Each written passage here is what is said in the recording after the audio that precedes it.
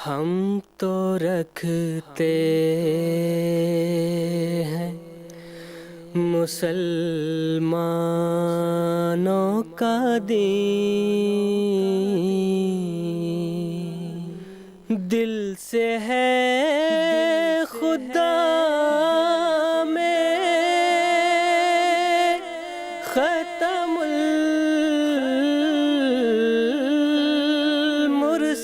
المرسلین، دل سے ہے خدا میں ختم المرسلین،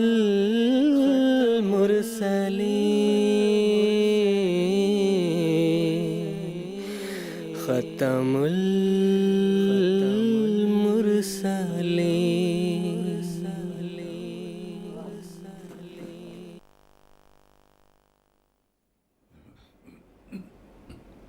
اعوذ باللہ من الشیطان الرجیم، بسم اللہ الرحمن الرحیم۔ ناظرین کرام، السلام علیکم ورحمۃ اللہ وبرکاتہ۔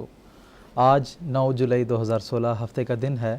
انڈیا میں اس وقت رات کے 9:30 بجے ہیں اور جی ایم ٹی کے مطابق اس وقت سحر کے 4 بجے ہیں۔ اور ناظرین، یہ وقت ہے پروگرام راہ ہدیٰ کا۔ قادیان دارالایمان سے پروگرام راہ ہدیٰ کی سیریز کا یہ تیسرا ایپیسوڈ ہے جو اس وقت آپ کی خدمت میں لائیو پیش کر رہے ہیں۔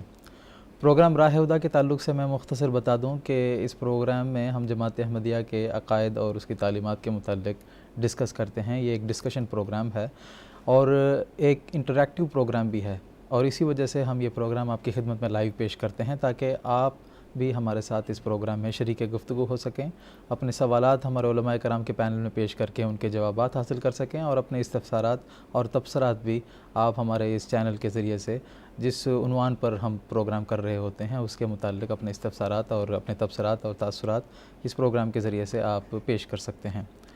قادیان دارالایمان سے جو پروگرام ہم پیش کر رہے ہیں ایک سیریز کے تحت، اس سیریز کے تحت ہم 8 ایپیسوڈز پیش کرتے ہیں۔ آج ہمارا یہ تیسرا ایپیسوڈ ہے جو اس سیریز کے تحت ہم آپ کی خدمت میں پیش کر رہے ہیں۔ ناظرین جو ہیں وہ ہمارے ساتھ اس پروگرام میں جڑنے کے لیے مختلف سہولیات آپ کے لیے موجود ہیں۔ ٹیلی فون لائنز کے ذریعے سے آپ ہمارے ساتھ کنیکٹ ہو سکتے ہیں، ٹیکسٹ میسیجز، فیکس میسیجز اور ای میلز کی بھی سہولیات موجود ہیں جن کے ذریعے سے آپ اپنے سوالات ہم تک پہنچا سکتے ہیں۔ تو ناظرین، اگر آپ ہمارے ساتھ اس پروگرام میں جڑنا چاہتے ہیں اور ہمارے ساتھ شریک گفتگو ہونا چاہتے ہیں تو ہم سے رابطے کی تفصیل اس وقت آپ کی ٹیلی ویژن اسکرین پر موجود ہے۔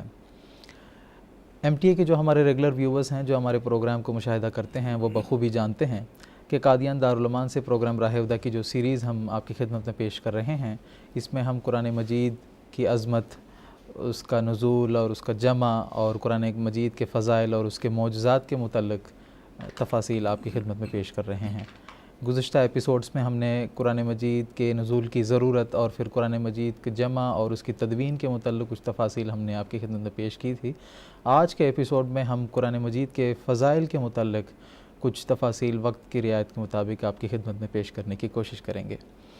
آج کے اس اہم موضوع پر گفتگو کے لیے جو علماء کرام ہمارے ساتھ قادیان اسٹوڈیوز میں تشریف رکھتے ہیں ان کا میں تعارف کروا دیتا ہوں۔ مکرم و محترم مولانا محمد کریم الدین صاحب شاہد ہیں، ان کے ساتھ تشریف رکھتے ہیں مکرم و محترم مولانا منیر احمد صاحب خادم۔ دونوں حضرات ہمارے پروگرام کے ریگولر اور پرانے پینلسٹ ہیں۔ میں آپ دونوں حضرات کا پروگرام راہ ہدیٰ میں خیر مقدم کرتا ہوں۔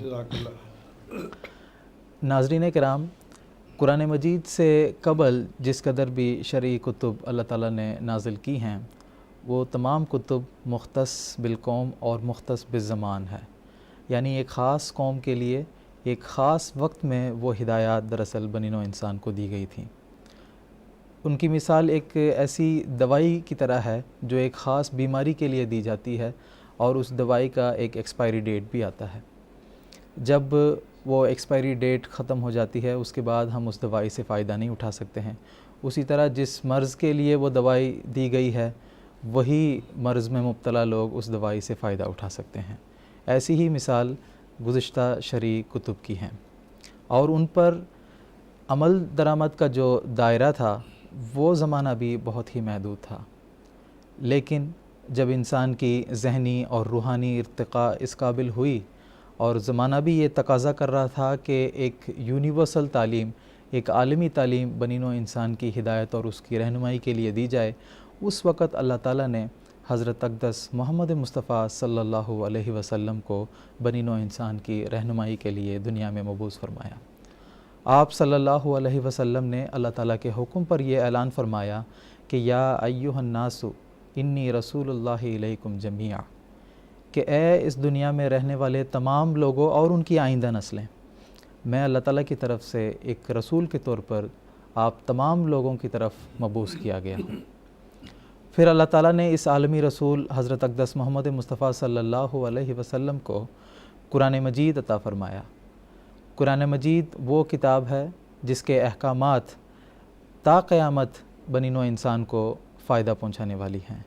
اس کے احکامات تمام انسانوں کی رہنمائی کے لیے دراصل اللہ تعالیٰ کی طرف سے نازل کی گئی تھیں۔ قرآن مجید کا نزول ایک عظیم واقعہ تھا، اور قرآن مجید کے ذریعے سے دنیا میں روحانی لحاظ سے بھی اور علمی لحاظ سے بھی ایک عظیم الشان روحانی انقلاب برپا ہونے والا تھا۔ لہٰذا اللہ تعالیٰ نے قرآن مجید سے نزول سے قبل لوگوں کو باخبر کر دیا تھا کہ ایک ایسی عالمی شریعت اور یونیورسل تعلیم انسان کو دی جانے والی ہے، تاکہ لوگ اس شریعت کی عظمت کو سمجھ سکیں اور اس عظیم الشان شریعت کے نزول کو قبول کرنے کے لیے اپنے آپ کو تیار کر سکیں۔ چنانچہ جو گزشتہ مذہبی مقدس کتب ہیں ان کا جب ہم مطالعہ کرتے ہیں تو ہمیں معلوم ہوتا ہے کہ ان میں بھی دراصل قرآن مجید کے نزول کے تعلق سے اور ایک عالمی شریعت کے نزول کے تعلق سے پیشگوئیاں موجود ہیں۔ آج اس ترقی یافتہ زمانے میں جس قدر بھی علوم سے انسان فائدہ اٹھا رہا ہے، ان تمام علوم کا سرچشمہ دراصل قرآن مجید ہی ہے۔ آج دنیا میں جس قدر بھی علوم پائے جاتے ہیں ان سب کا منبع دراصل قرآن مجید ہے۔ چنانچہ ابتدائی زمانے میں جب قرآن مجید کا نزول شروع ہوا، اسی وقت اللہ تعالیٰ نے اپنے وحی کے ذریعے سے قرآن مجید کی یہ آیت نازل فرمائی کہ علم الانسان ما لم یعلم، کہ قرآن مجید کے ذریعے سے اللہ تعالیٰ نے بنی نوع انسان کو وہ سب کچھ سکھا دیا جو انسان نہیں جانتا تھا۔ تو اس لحاظ سے جب ہم ابتدائی دور کے مسلمانوں کو دیکھتے ہیں تو انہوں نے قرآن مجید کے علوم سے فائدہ اٹھایا، اور دنیا میں علم کے ہر میدان میں، فلکیات میں، علم الآثار میں، طب میں، حساب میں، سائنس میں، ہر میدان میں مسلمانوں نے ترقی کی ہے۔ لیکن پھر ایک ایسا زمانہ بھی آیا جب مسلمان احادیث کی پیشگوئیوں کے مطابق قرآن مجید کی تعلیمات سے اور اس کی روحانی تاثیر سے بکلی طور پر بے بہرا ہو گئے تھے۔ اس وقت رحمان و رحیم خدا نے بانی سلسلہ عالیہ احمدیہ حضرت اقدس مرزا غلام احمد صاحب قادیانی مسیح موعود و مہدی موعود علیہ السلام کو مبعوث فرمایا تاکہ آپ دنیا کو قرآن مجید کی حقیقی تعلیمات اور اس کی روحانی تاثیر سے روشناس کر سکیں۔ قرآن مجید اپنے علوم کے خزانے کو زمانے کے حساب سے، انسان کی ذہنی نشو و نما اور اس کی روحانی طاقت کے حساب سے اپنے علوم کے خزانے کو ظاہر کرتا ہے۔ چنانچہ امام الزمان حضرت اقدس مسیح موعود علیہ السلام کو اللہ تعالیٰ نے قرآن مجید کے حقائق کو معارف عطا فرمایا، جس کے ذریعے سے آپ نے دنیا کے سامنے قرآن مجید کی عظمت اور اس کا عظیم الشان مرتبہ کو آپ علیہ السلام نے ظاہر فرمایا۔ آج جماعت احمدیہ سیدنا حضرت اقدس مرزا غلام احمد صاحب قادیانی مسیح موعود و مہدی موعود علیہ السلام کی طرف سے عطا کردہ علم قرآن اور آپ کی طرف سے عطا کردہ تعلیم فہم قرآن کے اصول کی پیروی کرتے ہوئے خلافت احمدیہ کی عظیم الشان روحانی قیادت میں قرآن مجید کی حقیقی تعلیمات کو اور اس کی خوبصورت اور امن بخش تعلیمات کو دنیا کے سامنے پیش کرنے کی کوشش کر رہی ہے۔ اس مختصر سی تمہید کے بعد میں ایک مرتبہ پھر ہمارے ناظرین کو یاد دلانا چاہوں گا کہ آج کے پروگرام میں ہم قرآن مجید کے فضائل کے متعلق گفتگو کریں گے۔ اس موضوع سے ریلیٹڈ آپ کے ذہن میں سوالات ہیں تو ہمیں ٹیلی فون کیجیے گا، ہمارے ٹیلی فون لائنس آپ کے لیے اس وقت سے ایکٹیویٹڈ ہیں۔ اسی طرح ٹیکسٹ میسیجز، فیکس میسیجز اور ای میلز کے ذریعے بھی آپ ہمیں اپنے سوالات بھجوا سکتے ہیں۔ تو ناظرین، اگر آپ اپنے سوالات ہم تک پہنچانا چاہتے ہیں تو ہم سے رابطے کی تفصیل اس وقت آپ کی ٹیلی ویژن اسکرین پر موجود ہے۔ آج کے ایپیسوڈ میں گفتگو کا آغاز میں محترم مولانا محمد کریم الدین صاحب شاہد سے کرنا چاہوں گا، اور سب سے پہلے یہ پوچھنا چاہوں گا کہ ہم جو بتاتے ہیں کہ قرآن مجید گزشتہ مذہبی مقدس کتب کی مصدق ہے تو اس کا کیا مطلب ہوتا ہے اور اس کی کیا تفسیر ہے، اس کی کیا تفصیل ہے، اس کے بارے میں ہمارے ناظرین کو کچھ بتائیں۔ جزاک اللہ۔ اعوذ باللہ من الشیطان الرجیم، بسم اللہ الرحمن الرحیم۔ ابتداً بطور تمہید کے آپ نے بعض باتیں بیان کر دی ہیں. اسی تسلسل میں یہ بیان کرنا چاہتا ہوں کہ اللہ تعالیٰ نے جب انسان کو پیدا کیا اور اس کے بعد پھر رفتہ رفتہ اس کے اندر جب شعور پیدا ہوا یا اس کی ذہنیت ترقی کرتی چلی گئی اور اس کا دماغ ترقی پذیر ہوتا گیا، تو حالات زمانہ کے مطابق اللہ تعالیٰ نے اپنی جناب سے رہنمائی کرنے کے لیے انبیاء کو مبعوث کرنا شروع کیا. اور جیسا کہ قرآن مجید کی تعلیم سے ہمیں معلوم ہوتا ہے کہ ابتدائی جو نبی تھے، یعنی سب سے پہلا جو نبی تھا دنیا میں، وہ حضرت آدم علیہ السلام تھے. تو گویا کہ حضرت آدم علیہ السلام کے زمانے سے تہذیب و تمدن کا آغاز اللہ تعالیٰ نے سکھایا کہ پہلے انسان غاروں میں رہتا تھا، چھپ چھپا کے رہتا تھا، کوئی تمدن ان کے اندر نہیں تھا، یکجائی صورت میں رہنے کا انتظام نہیں تھا. تو اس کے بعد پھر جب یہ محسوس کیا گیا کہ اب ان کو تہذیب و تمدن سکھانا چاہیے، تو اللہ تعالیٰ نے حضرت آدم علیہ السلام کو مبعوث کر کے ان کو بعض ابتدائی باتیں سکھائیں کہ کس طرح سے مل جل کے رہنا چاہیے، کس طرح سے ایک دوسرے کا تعاون کرنا چاہیے، کس طرح سے صاف ستھرا رہنا چاہیے. یہ ابتدائی امور تھے. تو معلوم یہ ہوتا ہے کہ انسان نے جوں اس کے دماغ نے ترقی کی ہے، اس کے حساب سے اللہ تعالیٰ نے انسانوں کی ترقی کے سامان بھی کیے اور ان کی ذہنی نشو و نما کے سامان بھی کیے، اور ساتھ ہی ان کو تہذیب و تمدن بھی سکھایا. اور یہ بھی بات یقینی ہے کہ ابتدائی دور سے بنی نوع انسان جب سے یہاں آباد ہوا، تب سے اس کے آمد و رفت کے ذرائع محدود تھے، رسل و رسائل کے ذرائع محدود تھے. ایک جگہ سے دوسری جگہ جانے کے لیے سفر کے ذرائع بھی بڑے محدود ہوا کرتے تھے، بلکہ چند میلوں کا فاصلہ بھی جو ہے کئی دنوں میں طے ہوا کرتا تھا. پیدل عام طور پر چلا کرتے، بعد میں پھر بعض سواریوں کو اختیار کیا گیا. تو بہرحال یہ ابتدائی باتیں ایسی تھیں کہ انسان کو پہلے یہ شعور دینا ضروری تھا کہ دنیا میں ہم آئے ہیں تو ہمارے جینے کا مقصد کیا ہے، ہم کیوں آئے ہیں. ایک دوسرے سے مل کے رہنا چاہیے. ہمارے اندر ایک قانون ایسا ہونا چاہیے جو اللہ تعالیٰ کی طرف سے ان کو سکھایا جائے کہ تمہاری زندگی کا یہ مقصد ہے، میں نے پیدا کیا ہے تو تم کو کیسے رہنا چاہیے. اس واسطے کہ جب تک خدا تعالیٰ خود رہنمائی نہ کرے تب تک انسان صحیح رنگ میں تہذیب و تمدن بھی سیکھ نہیں سکتا، اخلاق بھی نہیں سیکھ سکتا. تو لہٰذا حضرت آدم علیہ السلام سے لے کے پھر آگے حضرت نوح علیہ السلام تک کا جو زمانہ آتا ہے، اس میں ابتدائی امور ہی تھے. اور پھر جیسا کہ میں نے ذکر کیا کہ آمد و رفت کے ذرائع بہت محدود تھے، بلکہ نہ ہونے کے برابر تھے. حضرت نوح علیہ السلام کا زمانہ جب آیا ہے تو پھر ایک شریعت کی کتاب باقاعدہ طور پر مرتب ہونی شروع ہوئی، اور جیسا کہ قرآن مجید سے بھی معلوم ہوتا ہے اور حضرت خلیفۃ المسیح ثانی رضی اللہ تعالیٰ عنہ نے تفسیر کبیر میں بھی اس کا ذکر فرمایا ہے کہ ابتدائی جو شریعت تھی حضرت نوح علیہ السلام کے ذریعے سے اللہ تعالیٰ نے نازل کی تھی. اور حضرت ابراہیم علیہ السلام بھی کا جو زمانہ آتا ہے آگے قرآن مجید میں صحف ابراہیم و موسیٰ جو آتا ہے، تو حضرت ابراہیم علیہ السلام کے بارے میں بھی اللہ تعالیٰ نے قرآن مجید کی صورت صافات میں اس کا خاص طور پر ذکر کیا ہے وہ ان من شیعتہ لابراہیم، کہ حضرت ابراہیم علیہ السلام بھی حضرت نوح علیہ السلام کی شریعت کے ہی تابع تھے. لیکن اس زمانے کے حالات کے حساب سے جو کہ چونکہ بنی اسرائیل کا آغاز حضرت ابراہیم علیہ السلام کی نسل سے شروع ہوا، تو حضرت ابراہیم علیہ السلام کو بھی ابتدائی بعض امور دیے گئے، جیسا کہ قرآن مجید میں بھی ذکر آتا ہے، بائبل میں بھی ذکر آتا ہے کہ آپ کو الواح دی گئی تھی، لکھے لکھائے بعض تختیاں ان کو عطا کی گئی تھیں جو کوہ طور سے ان کو ملی تھیں.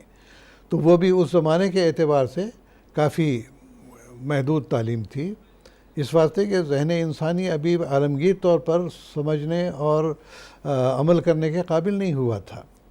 حضرت موسیٰ علیہ السلام کے ذریعے سے کچھ شریعت میں مزید باتیں بیان کی گئیں، جیسا کہ تورات میں ذکر آتا ہے یا عہد نامہ قدیم میں ذکر آتا ہے.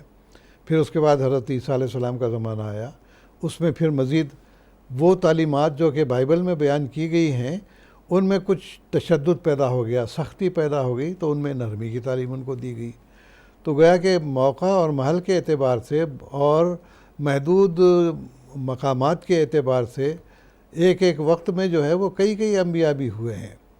تو ظاہری طور پر ہمیں جو قرآن مجید سے معلوم ہوتا ہے یا تاریخ مذاہب سے معلوم ہوتا ہے وہ عام طور پر بائبل ہے یا انجیل ہے یا اسی طرح سے اور ہندوستان کے جو مذاہب ہیں ان کی بعض کتب ہیں، تو ان کے بارے میں قرآن مجید یہ کہتا ہے کہ یہ سب اللہ تعالیٰ کی طرف سے دراصل احکامات دیے گئے تھے۔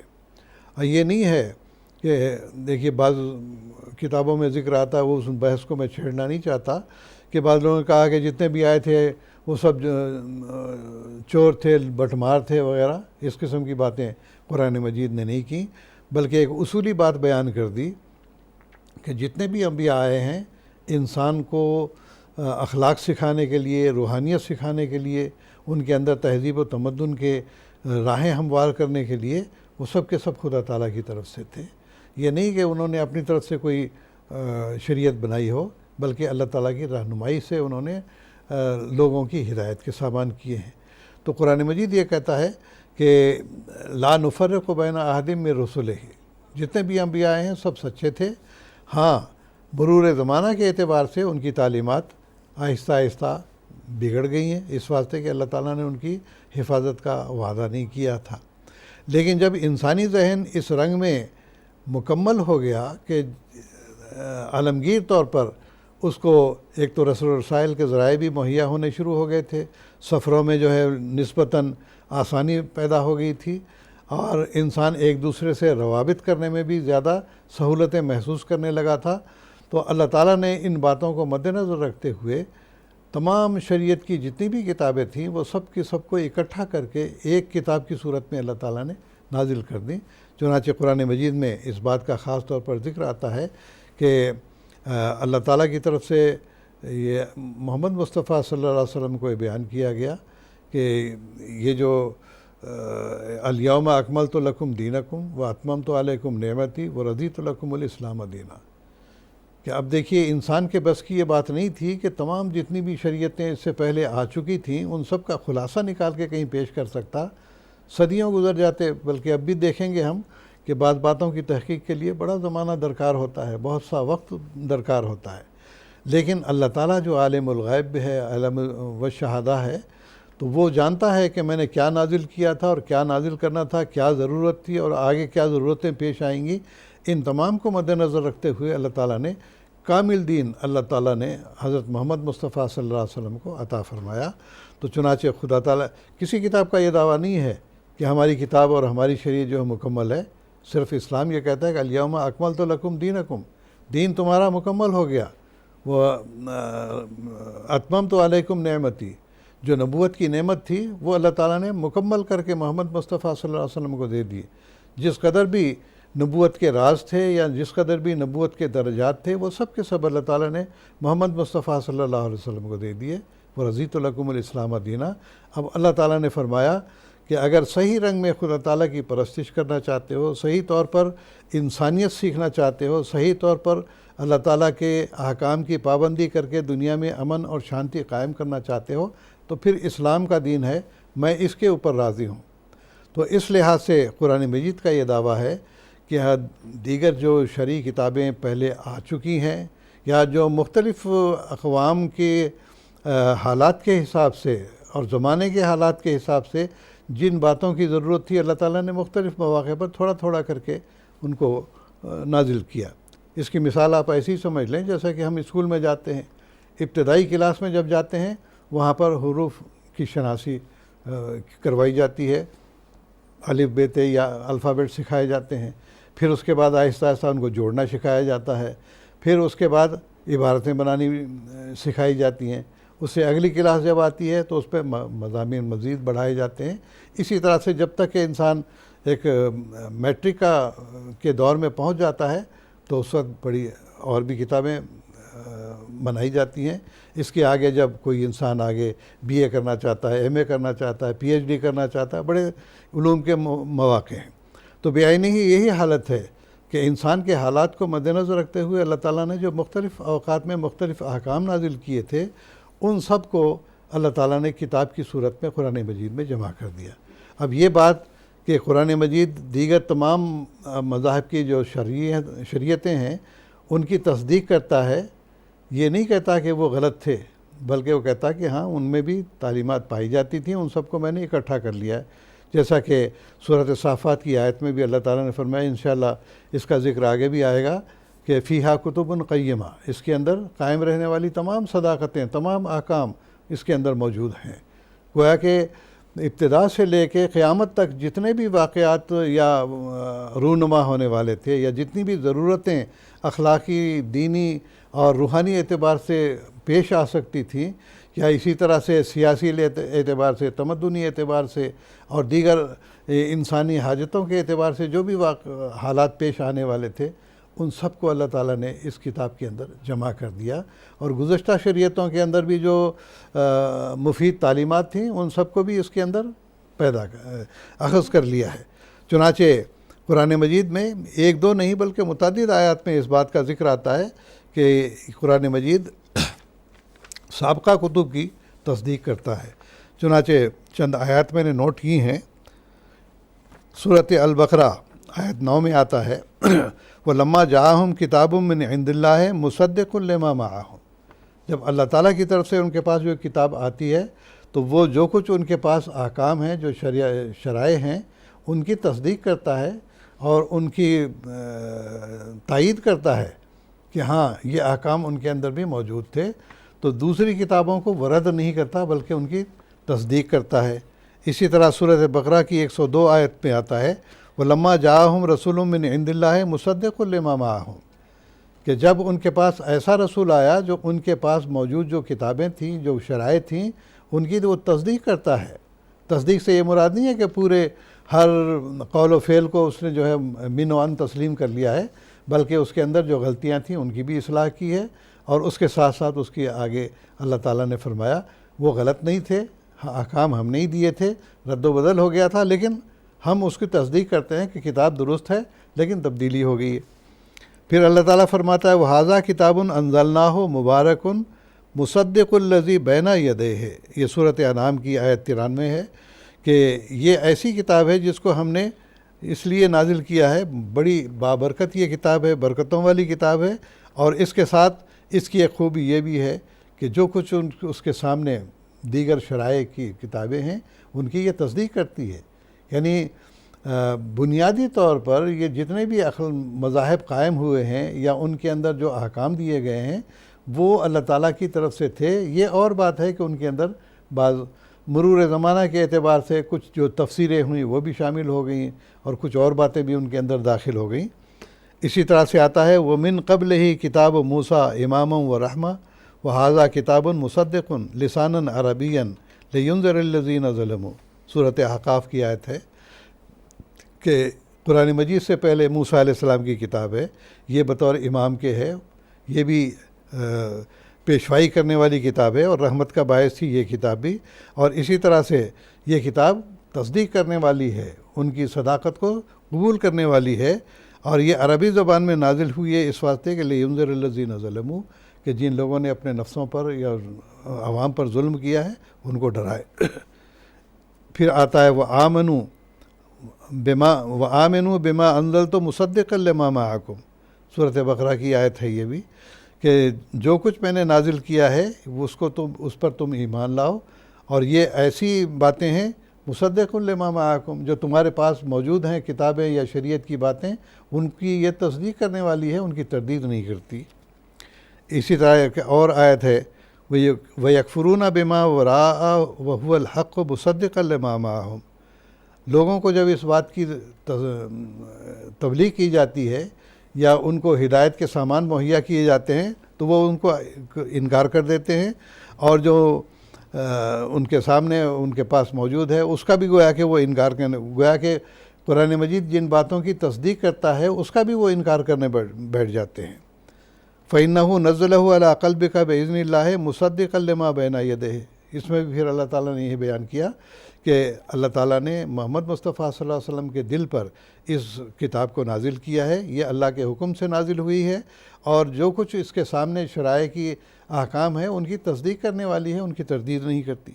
تو گویا کہ ایک دو نہیں بلکہ کئی آیتیں ایسی ہیں تو سورہ فاطر کی آیتوں میں بھی ہے، احقاف میں بھی ہے، صف میں بھی ہے، آل عمران میں ہے، النساء میں ہے، المائدہ، گویا کہ متعدد آیات میں قرآن مجید میں اس بات کا ذکر کیا گیا ہے کہ اللہ تعالیٰ نے اس کتاب کو ایسے رنگ میں نازل کیا ہے کہ چونکہ وہ عالم الغیب و شہادہ ہے، اس لحاظ سے اس کو دیگر کتاب کی پہلی کتابوں کی جو شرائع ہیں ان کے اندر جو قابل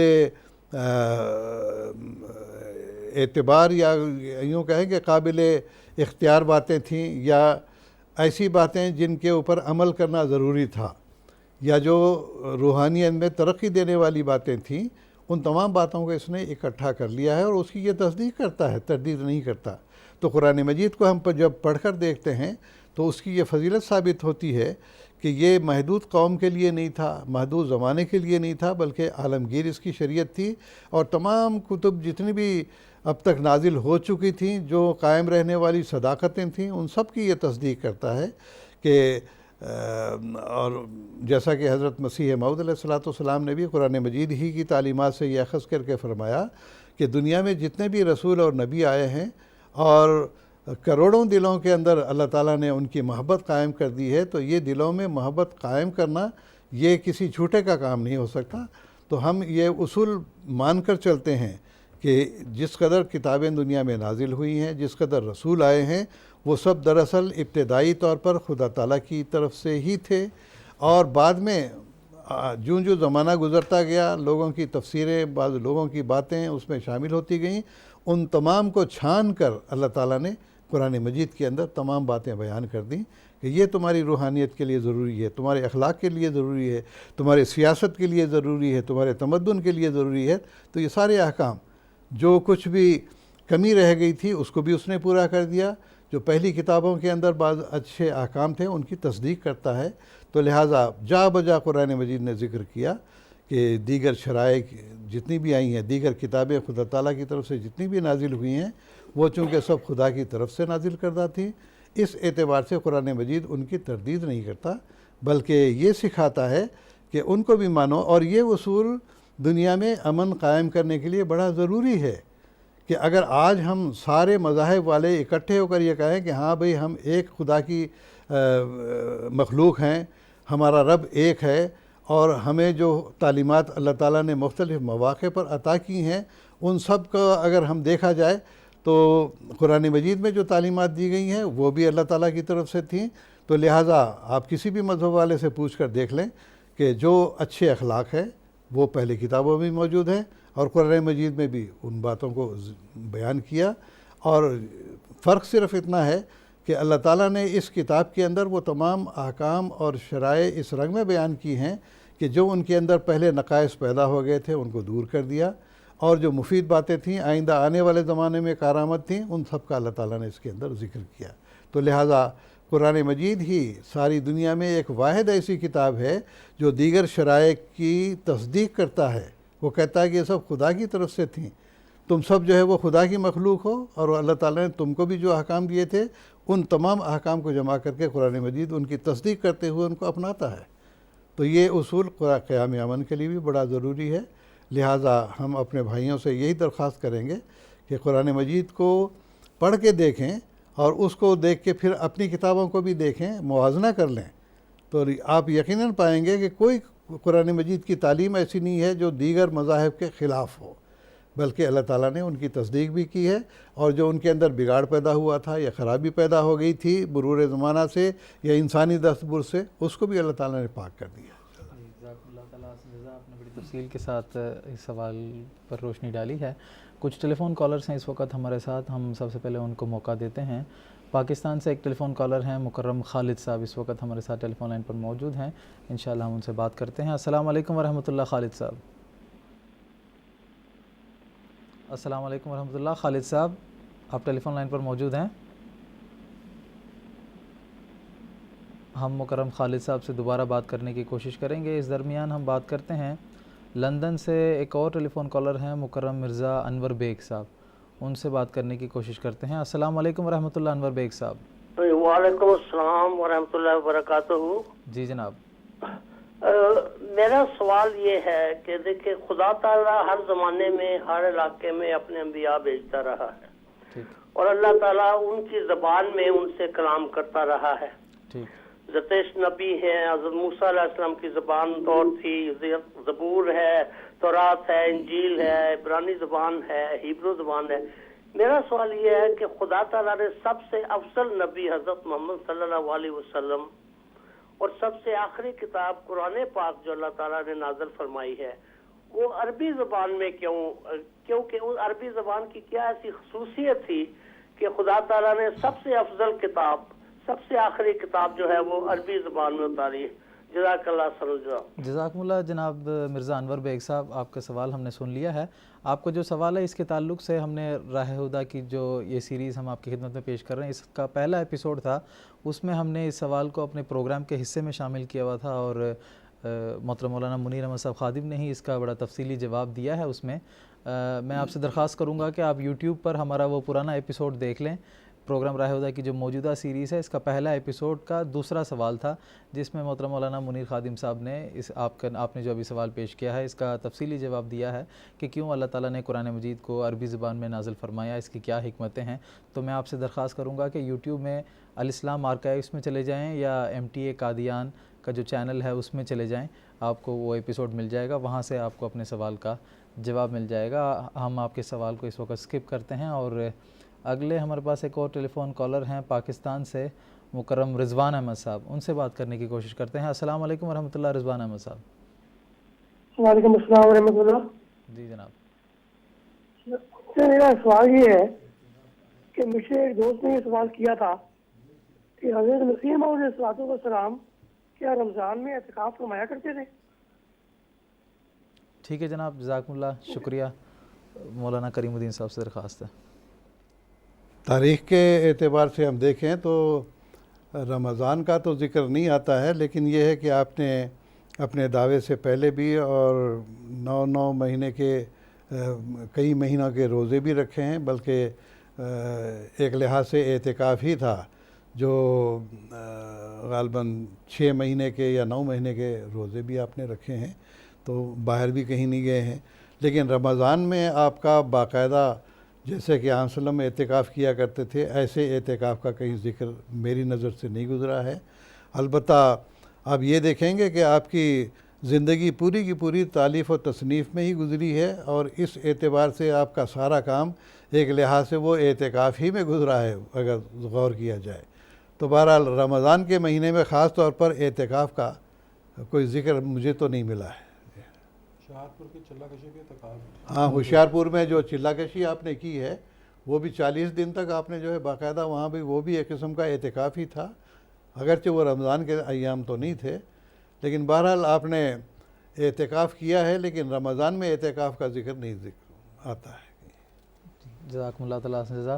خالد احمد صاحب کے بارے میں ہم دوبارہ کوشش کرتے ہیں، اگر وہ ٹیلی فون لائن پر موجود ہیں تو ان سے بات کرتے ہیں. السلام علیکم ورحمۃ اللہ. خالد صاحب آپ موجود ہیں ٹیلی فون لائن پر؟ ان سے بات نہیں ہو سک رہی ہے. بہرحال ہم ابھی اپنے پروگرام کو آگے بڑھاتے ہیں اور محترم مولانا منیر احمد صاحب خادم سے سوال ہے کہ جس طرح فیہا کتب قیمہ کے تعلق سے محترم مولانا صاحب نے بھی اختصار کے ساتھ ذکر فرمایا کہ قرآن مجید میں ایسی تعلیمات ہیں جو تا قیامت زندہ رہنے والی ہیں اور تا قیامت بنی نوع انسان کی ہدایت اور رہنمائی کرنے والی تعلیمات ہیں، اور گزشتہ جتنی بھی مذہبی کتب تھیں، جو بھی اللہ تعالیٰ کی طرف سے رہنمائی بنی نوع انسان کو دی گئی تھی، جو بھی تعلیم بنی نوع انسان کو دی گئی تھی، ان سب کو بھی قرآن مجید نے مجموعی طور پر ان کی جو اچھی تعلیمات ہیں ان کو جمع کر دیا ہے. تو اس حوالے سے میں آپ سے یہ پوچھنا چاہوں گا کہ فیہا کتب قیمہ جو قرآن مجید کی فضیلت ہے، اس بارے میں روشنی ڈالیں. بسم اللہ الرحمن الرحیم. قرآن مجید میں جیسے آپ نے ذکر کیا کہ فیہا کتب قیمہ کا ذکر آتا ہے، جس کے معنی یہ ہیں کہ اس میں یعنی قرآن مجید میں سب قائم رہنے والی کتابیں آ گئی ہیں، اور قائم رہنے والی جو کتابیں ہیں اس کا مطلب یہ ہے کہ شروع زمانہ سے، جیسے مولوی صاحب نے ذکر فرمایا حضرت آدم علیہ السلام کے زمانے سے جو تعلیمات ربانی دی جاتی رہی ہیں، ان سب میں ایسی بنیادی تعلیمات موجود تھیں جو قیامت تک قائم رہنے والی تھیں، اگرچہ کہ وہ اپنے وقت کے لحاظ سے محدود تھیں یا اپنے علاقے کے لحاظ سے محدود تھیں. مثال کے طور پر اللہ تعالیٰ نے جو یہ سورۃ البینہ ہے جس میں یہ ذکر فرمایا کہ فیہا کتب قیمہ، کہ اس میں سب قائم رہنے والی کتابیں آ گئی ہیں، اسی صورت میں اللہ تعالیٰ نے یہ بات بھی بیان فرمائی ہے کہ یہ جو اللہ کا رسول ہے، جو بھی اللہ کا رسول آتا ہے وہ البینہ ہوتا ہے۔ البینہ کا مطلب یہ ہوتا ہے کہ وہ ایک ایسی روشن دلیل اس گمراہی اور اندھیرے کے زمانے میں ہوتا ہے کہ اس کے آنے کے بعد پھر اندھیرا چھٹنا شروع ہو جاتا ہے اور روحانی نور کی کرنیں ارد گرد پھیلنی شروع ہو جاتی ہیں۔ چنانچہ حضرت آدم علیہ السلام جب آئے اور انہوں نے وہ روحانی نور کی جو کرنیں ہیں وہ پھیلانی شروع کی، تو بنیادی طور پر اللہ تعالیٰ نے کیا تعلیم دی؟ بنیادی طور پر دو قسم کی تعلیمات اللہ نے دینی شروع کی، یعنی کہ پہلی تعلیم حقوق اللہ کے حوالے سے، اللہ کے حقوق کے حوالے سے، اور دوسری تعلیم حقوق العباد کے حوالے سے، بندوں کے حقوق کے حوالے سے۔ اب وقت کے ساتھ ساتھ حقوق اللہ کی تعلیم بھی پھیلنی، اس کا فوکس بڑھنا شروع ہوا، حقوق العباد کا فوکس بھی بڑھنا شروع ہوا۔ تو حضرت آدم علیہ السلام کو اللہ تعالیٰ نے حقوق اللہ کے حوالے سے جو تعلیم دی کہ اللہ کی عبادت کرو، لیکن اس کی کیا تفصیلات ہیں، کیا ہے، وہ پھر آگے آہستہ آہستہ بڑھنی شروع ہوئیں۔ حضرت نوح علیہ السلام کا جب زمانہ آیا تو اللہ کی عبادت کا جو حکم دیا گیا تھا تو لوگوں نے اللہ کے علاوہ دوسرے اللہ بھی بنانے شروع کر دیے، شرک میں مبتلا ہو گئے، اس تعلیم کو چھوڑ دیا۔ جیسا کہ لکھا تھا کہ ابلیس جو ہے وہ انہیں کہا تھا کہ میں بہکاؤں گا، آگے سے بھی، پیچھے سے بھی، دائیں سے بھی، بائیں سے بھی آؤں گا۔ تو جب حضرت آدم علیہ السلام کے زمانے کے بعد گزرتے گزرتے حضرت نوح علیہ السلام کا زمانہ آیا تو وہ لوگ شرک میں مبتلا ہو گئے۔ تو اس وقت پھر اللہ تعالیٰ نے شرک کو دفاع کرنے کی، شرک کو ہٹانے کی، اس کو ملیا میٹ کرنے کی جو تعلیمات ہیں وہ ابتدائی طور پر حضرت نوح علیہ السلام کو دینی شروع کی۔ حضرت ابراہیم علیہ السلام کا زمانہ آیا ہے تو ان کو خدا کے وجود کے اندر پیوست ہونے کی ابتدائی تعلیم دی، مطلب اسلمت لرب العالمین۔ حضرت ابراہیم علیہ السلام وہ پہلے نبی تھے جنہوں نے اسلام کا ذکر کیا، ورنہ قرآن مجید میں حضرت آدم علیہ السلام کے حوالے سے یا حضرت نوح علیہ السلام کے زمانے سے اسلام کا ذکر نہیں آتا۔ حضرت ابراہیم علیہ السلام جو تھے سب سے پہلے وہ انسان نبی تھے جنہوں نے اپنے وجود کو خدا کے وجود سے ملانے کی ابتدا کی، اس لیے اللہ نے انہیں مسلمن فرمایا، اسلمت لرب العالمین انہوں نے یہ فرمایا۔ تو آہستہ آہستہ عبادت اور عبادت کے طریقے اور خدا کے وجود سے اپنے وجود کو پیوست کرنے کا جو طریقہ ہے وہ شروع ہوا۔ تو قرآن مجید نے یہ ساری باتوں کو حضرت آدم علیہ السلام سے شروع جیسے کی ہیں وہ لی۔ حضرت آدم علیہ السلام کو یہ تھا حقوق العباد کے حوالے سے کہ یہ جو انسان ہے جن کی تم طرف مبعوث کیے گئے ہو، صرف یہ کام کرو کہ یہ بھوکے نہ رہیں، یہ ننگے نہ رہیں، یہ پیاسے نہ رہیں، ان کے سر پہ چھت ہونی چاہیے۔ تو یہ چار باتیں جو انسانی حقوق العباد کے حوالے سے ہے، یہ حضرت آدم علیہ السلام کے زمانے میں اللہ تعالیٰ نے دینی شروع کی۔ اور فیہا کتب قیمہ کے حوالے سے کہ اس میں سب قائم رہنے والی کتابیں شامل کر لی گئی ہیں، حضرت آدم علیہ السلام کی یہ تعلیم بھی اللہ تعالیٰ نے قرآن مجید میں شامل کر لی کہ دیکھو حضرت آدم علیہ السلام نے یہ بنیادی تعلیم دی تھی، حقوق اللہ کے حوالے سے بھی اور حقوق العباد کے حوالے سے بھی، اور پھر یہی تعلیمات حقوق اللہ اور حقوق العباد کے حوالے سے بڑھتی چلی گئیں۔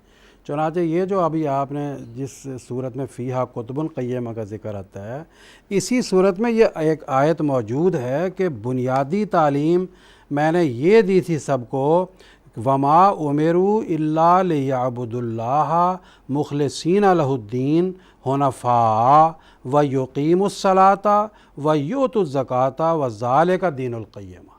یہ ہے دین قیم۔ کیا ہے دین قیم؟ کہ ان کو یہ حکم دیا گیا کہ تم اللہ کی عبادت کرو اور خالص ہو کر، اپنے دین کو خالص کر کے اور جھک کر نماز کو قائم کرو۔ نمبر 1 حقوق اللہ ہوگی، نمبر 2 حقوق العباد، ویؤتوا الزکاۃ اور زکوٰۃ ادا کرو۔ وذالک دین القیمہ، یہ ہے دین قیم۔ یعنی حقوق اللہ اور حقوق العباد کی ادائیگی دین قیم ہے، قائم رہنے والا دین ہے۔ اور حضرت آدم علیہ الصلاۃ والسلام کے زمانے سے لے کر ہمارے نبی حضرت محمد مصطفیٰ صلی اللہ علیہ وسلم کے زمانے تک آہستہ آہستہ وہ دین قیم کی جتنی بھی تعلیمات تھیں وہ قرآن مجید میں اللہ تعالیٰ نے بیان فرما دی۔ قرآن مجید کے بارے میں اسی صورت میں اللہ تعالیٰ یہ بھی بات بیان فرماتا ہے کہ یہ جو بینہ ہم نے نازل کی ہے رسول اللہ کی شکل میں، یہ ان کا کیا کام ہے؟ ایک کام یہ بتایا رسول من اللہ یتلو صحفا مطہرۃ فیہا کتب قیمہ، کہ یہ رسول اللہ کا ہے، یہ ایسے صحیفے پڑھتا ہے جو پاک کیے گئے ہیں، مطہرہ۔ اب پاک کیے گئے صحیفے کا مطلب کیا ہے؟ کہ پہلا کام اس قرآن مجید کا اور ہمارے نبی کریم صلی اللہ علیہ وسلم کا یہ ہے کہ قرآن مجید سے پہلے جتنی بھی کتابیں نازل کی گئی ہیں ان صحیفوں کے اندر جہاں جہاں بگاڑ آ گیا ان کی تطہیر کرے، ان کو پاک کرے۔ اسی لیے اللہ تعالیٰ فرماتا ہے یہ ایسے صحیفے پڑھ کر سناتا ہے جو پاک کیے گئے۔ اب مثال طور پاک کیسے کیے گئے ہیں؟ یہ جو شرک سے ہٹانے کی تعلیم، جیسے میں نے عرض کیا تھا کہ حضرت نوح علیہ السلام کے زمانے سے شروع ہوئی، اور پھر حضرت موسیٰ علیہ السلام کے زمانے میں جو قرآن سے پہلے کی شریعت تھی اس میں شرک کے بارے میں کیا تعلیم دی جاتی ہے؟ یہ کہا جاتا ہے کہ کوئی مشرک نظر آئے تو زندہ جلا دو اور ان کو طرح طرح کی سزائیں دو۔ یہ باقاعدہ بائبل کے اندر اس کا ذکر ہے۔ لیکن قرآن مجید کیا فرماتا ہے؟ قرآن مجید فرماتا ہے کہ وَلَا تَسُبُّوا الَّذِينَ يَدْعُونَ مِن دُونِ اللَّهِ فَيَسُبُّوا اللَّهَ عَدْوًا بِغَيْرِ علم، کہ وہ لوگ جو اللہ کے علاوہ دوسرے معبودان باطلہ کو پکارتے ہیں تم ان کے معبودان کو بھی برا نہ کہو، بجائے اس کے کہ جو مشرک ہیں، جو شرک کرنے والے ہیں، ان کو کوئی دنیاوی سزا دی جائے۔ اللہ فرماتا ہے جن کی وہ پوجا کرتے ہیں ان کو بھی تم برا بلا نہ کہو۔ اب دیکھیں جو تطہیر کیسے ہوئی، کہ کس طریقے سے امن کی تعلیم، پیار کی تعلیم، اور صحف کے اندر یہ بات سکھانے کی تعلیم کہ یہ جو الہی تعلیمات ہوتی ہیں یہ تو نرمی اور پیار اور محبت اور عقل و دانش پھیلانے کے لیے آتی ہیں، یہ لڑائی جھگڑے وغیرہ سکھانے کے لیے نہیں آتی۔ تو یہ اس قسم کی تطہیر جو ہوئی ہے۔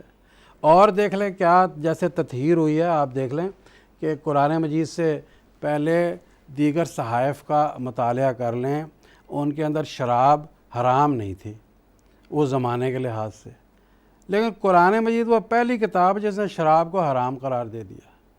یہ ایک لحاظ سے اس حوالے سے جو ان کی تعلیم تھی اس کی تطہیر قرآن مجید نے بیان فرمائی ہے۔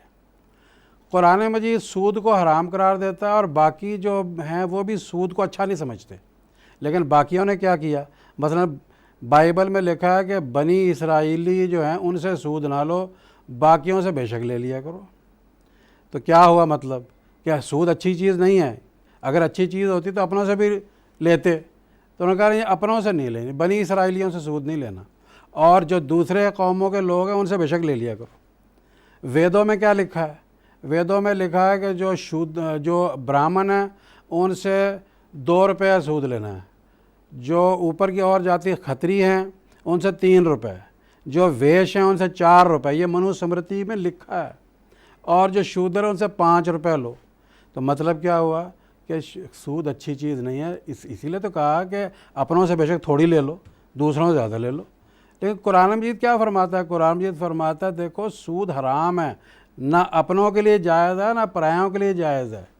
قرآن مجید اپنوں اور پرایوں کی کوئی تمیز نہیں کرتا۔ تو یہ وہ تطہیر ہے جو رسول من اللہ یتلو صحفا مطہرہ۔ تو رسول پاک صلی اللہ علیہ وسلم پر قرآن مجید جو خدا تعالیٰ کی طرف سے نازل ہوا، اس میں پرانے صحائف کے اندر جو خدا تعالیٰ کی طرف سے بعض باتیں نازل ہوئی تھیں اور لوگوں نے اپنی طرف سے بعض باتیں ملا دیں، یا اس زمانے کے لحاظ سے وہ باتیں تو ٹھیک تھیں، لیکن ترقی یافتہ دور کے اندر جب کہ دنیا میں انسان ایک فیملی بن چکا ہے اور رسل و رسائل کے جو ذرائع ہیں وہ ہونے کی وجہ سے ایک جو محلہ ہو گیا پورا دنیا، تو ساری دنیا کے لوگوں کو ایک قرار دینے کا جو ذمہ ہے وہ قرآن مجید نے لیا ہے۔ ورنہ قرآن مجید سے پہلے جتنی بھی کتب ہیں وہ ایسا ذکر نہیں ہے. وہ بعض کہتے ہیں جی بنی اسرائیل کا خدا، بعض کہتے ہیں کہ یہ جو ہے پنڈتوں کا خدا ہے، اونچی ذات کے لوگوں کا خدا ہے، اور جو دوسرے نیچی ذات کے لوگ ہیں اگر وید کا اچارن بھی کر لیں تو ان کی زبان جو ہے سلاخ سے چھید دو، اور اگر سن لیں تو کانوں میں سیسا پگھلا کے ڈال دو. تو اسی طریقے سے دوسری کتابوں کے اندر لکھا ہے.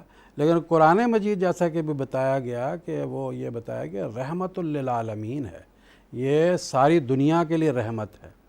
اور رسول پاک صلی اللہ علیہ وسلم کا دعویٰ قرآن مجید میں موجود ہے کہ اے لوگو میں تم سب کے لیے خدا کی طرف سے رسول بنا کر بھیجا گیا ہوں. کون سا خدا؟ جو زمین و آسمان کا بادشاہ ہے، لہو ملک السماوات والارض. تو یہ قرآن مجید کی جو عالمگیریت ہے اور تمام بنین و انسان کو ایک کرنے کا جو قرآن مجید نے جو تعلیم بیان فرمائی ہے، یہ وہی ابتدائی تعلیمات کے حصے ہیں کہ جو حقوق اللہ اور حقوق العباد کے حوالے سے ہیں. اب حقوق اللہ کے حوالے سے میں عرض کرتا ہوں کہ دیکھیں پہلے کیا تھا کہ خدا تعالیٰ کی عبادت کرنی ہے تو خاص طور پر ایک جگہ ہونی چاہیے اور اس میں اس طرح کے پردے لگے ہوئے ہونے چاہیے، یہ فلاں آدمی جو ہے وہی عبادت کروائے گا تو عبادت ہوگی، ورنہ دوسرے لوگ عبادت کروانے کے اہل ہی نہیں ہیں. قرآن مجید یہ بات نہیں. قرآن مجید میں پوری دنیا کو ایک کر کے یہ کیا فرمایا؟ نبی کریم صلی اللہ علیہ وسلم فرماتے ہیں دیکھو اللہ نے مجھے جو 5 خصوصیات دی ہیں ان میں سے ایک خصوصیت یہ ہے کہ جعلت لی الارض مسجداً، کہ میرے لیے ساری کی ساری جو زمین ہے وہ مسجد بنا دی گئی ہے. اب تم جہاں چاہے بس زمین پاک ہو، صاف ستھری کرو، اور جہاں عبادت کا ٹائم ہو جائے وہاں عبادت کر لو. پھر عبادت کے حوالے سے جو پرانے مذاہب کے اندر جیسے تھا کہ کوئی کھڑے ہو کے عبادت کر رہا ہے، کوئی جھک رہا ہے، کوئی سجدہ کر رہا ہے، کوئی ہاتھ باندھ رہا ہے، قرآن مجید نبی کریم صلی اللہ علیہ وسلم نے جو اسلام میں سکھایا وہ سارے کے پرانی چیزوں کو بھی اس میں شامل کر کے ایک عبادت کا جو طریقہ سکھا دیا. اور قرآن مجید یہ بھی فرماتا ہے کہ دیکھو تمہاری جو مسجد ہے اس کے اندر اگر غیر مسلم بھی خدائے واحد کی عبادت کرنا چاہے تو اس کو بھی تم اجازت دے سکتے ہو.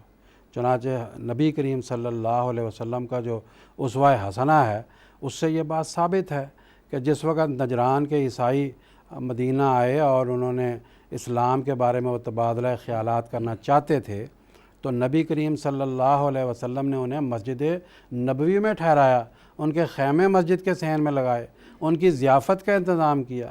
اور جب ان کی نماز کا وقت آیا، خدا کی عبادت کرنے کا وقت آیا تو وہ کہنے لگے، حضور کو پتہ لگا، حضور نے فرمایا یہ بھی تو خدا کا گھر ہے، چاہو تو یہیں خدا کی عبادت کر لو. تو اب دیکھیں کسی بھی مذہب کے اندر ایسی عظیم الشان تعلیمات حقوق اللہ کے حوالے سے یا حقوق العباد کے حوالے سے نہیں مل سکتی. اب دیکھیں بعض مذاہب میں آپ دیکھیں جیسے میں نے آریوں وغیرہ کے حوالے سے جو وید کا ہے اس میں ذکر ہے، وہ تو صرف نارتھ انڈیا سے آگے سمجھتے تھے کہ کوئی دنیا ہی نہیں ہے، ہمالیہ پہاڑ کے پیچھے کوئی دنیا ہی نہیں ہے جی. لیکن قرآن مجید میں جو تعلیمات دی گئی ہیں اور جس کا ذکر نبی کریم صلی اللہ علیہ وسلم فرمایا ہے، ایسی ایڈوانس باتیں بیان فرما دیں. مثال کے طور پر ایک حدیث میں آتا ہے کہ رسول اللہ صلی اللہ علیہ وسلم نے فرمایا کہ دجال کے زمانے میں دن بڑے لمبے ہو جائیں گے. تو صحابہ نے عرض کیا کہ حضور اگر جب دن لمبے ہو جائیں گے تو پھر نمازیں کیسے پڑھیں گے؟ فرمایا اپنی نمازوں کے جو ہے وہ اندازے کر لیا کرو، جس طرح تمہارا 24 گھنٹے کا دن ہوتا ہے جس طرح اس کے حوالے سے تم کرتے ہو نماز کا وقت ہوتا ہے، نماز کے وقت کے اندازے کر لیا کرو. تو اسی طریقے سے اب آپ دیکھیں یہ بات آج ہمارے سامنے آئی ہے. جس وقت دنیا نے ترقی کر لی تو وہ علاقے بھی دنیا میں سامنے آئے جہاں 3 مہینے سورج نکلتا ہے اور 3 مہینے رات ہوتی ہے. اس سے اوپر چلے جاؤ تو وہاں رہائش ہی نہیں ہو سکتی، اور نیچے آ جاؤ تو پھر بڑے بڑے لمبے دن بھی ہو جاتے ہیں. تو آپ دیکھیں ابھی حضور نے گزشتہ جو خطبہ فرمایا تھا رمضان کے مہینے میں، اس میں فرمایا کہ بعض ان علاقوں میں جہاں بہت لمبے لمبے دن ہو جاتے ہیں ہم نے ان کو ہدایت دے دی ہوئی ہے کہ تم لوگوں نے کس طریقے سے اور کیسے کیسے وقت سے اندازے کر کے نمازیں پڑھنی ہیں. تو دیکھیں قرآن مجید ایسی عالمگیر تعلیم ہے کہ وہ آج سے آگے آنے والے زمانوں کے بارے میں بھی نماز پڑھنے کے اصول سکھا دیے، اس کے اوقات کے اصول سکھا دیے. تو خلاصہ کلام یہ ہے کہ قرآن مجید میں جو یہ بات بیان فرمائی گئی ہے فیہا کتب قیمہ، اور یہ جو فرمایا کہ البینہ جو خدا کا رسول ہے یہ تطہیر، صحف کے تطہیر کے لیے آیا ہے، تو کس طریقے سے یہ صحف کی تطہیر بھی، اس کی پاکیزگی بھی رسول اللہ صلی اللہ علیہ وسلم نے کی، قرآن مجید نے کی، اور کس طریقے سے جو تا قیامت قائم رہنے والی بنیادی تعلیمات تھیں جو حقوق اللہ کے حوالے سے اور حقوق العباد کے حوالے سے تھیں، وہ رسول پاک صلی اللہ علیہ وسلم نے جو قرآن مجید کے ذریعہ آپ پر کلام پاک نازل ہوا، آپ نے اس کو دنیا کے سامنے پیش فرمایا۔ اسی طریقے سے آپ یہ بھی دیکھ لیں کہ قرآن مجید میں اللہ تعالیٰ نے جو یہ ہدایت نازل فرمائی ہے،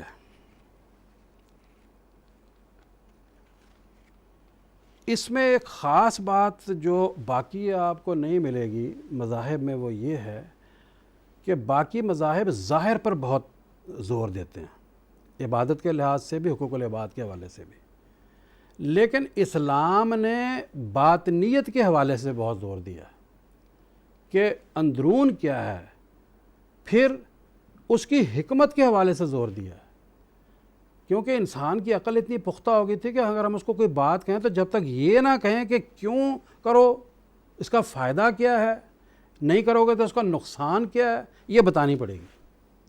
قرآن مجید سے پہلے یہ نہیں تھا کرو بھائی کرنا ہے، اور لوگوں نے کیا، اس کو حکمتیں نہیں بتائی گئیں، اگر بتائی گئیں تو نہایت معمولی قسم کی۔ مگر قرآن مجید کی ایک تعلیم یہ ہے جو اس کے اندر قائم رہنے والی تعلیم ہے، جو پہلے صحائف میں نہیں تھی، اب میں زائد کی بات بیان کر رہا ہوں، کہ باطنیت اور حکمت کا بہتا ہوا سمندر آپ کو قرآن مجید کا نظر آئے گا۔ لیکن جیسا مولوی صاحب نے فرمایا کہ قرآن مجید کو پڑھنا پڑے گا، جب تک اس کو پڑھیں گے نہیں، اس کو دیکھیں گے نہیں، اس پر غور نہیں کریں گے، یہ بات سمجھ میں نہیں آئے گی۔ پھر ایک بات جو خاص قرآن مجید کی ہے، وہ انسانی فطرت کی جو گہرائیاں ہیں ان کے مطابق کلام کرتا ہے۔ مثال کے طور پر بائبل کو آپ لے لیں، جو پرانا عہد نامہ ہے، اس کے اندر بہت سختی کی تعلیمات دی گئی ہیں، دانت کے بدلے دانت، نفس کے بدلے نفس، اس کے بدلے کوئی کسی کا کان کاٹ لے تو کان کاٹ دو، چھوڑنا نہیں، اس کو معاف کرنے کی تعلیم نہیں ہے۔ حضرت عیسیٰ علیہ السلام آئے تو انہوں نے کیا تعلیم دی کہ اگر کوئی تمہارے ایک گال پہ تماچا مارے تو دوسرا بھی پھیر دو اس کی طرف۔ اتنی نرمی کی تعلیم، تو ایک کوس لے کے جاؤ تو تم خود ہی 2 کوس چلے جاؤ۔ اب نہ تو وہ پہلی تعلیم پر آج کے زمانے میں عمل ہو سکتا ہے جو اتنی سختی کی تعلیم ہے، اور نہ اس نرمی کی تعلیم پر وہ لوگ بھی عمل کرتے ہیں جو اس تعلیم کے دعوے دار ہیں۔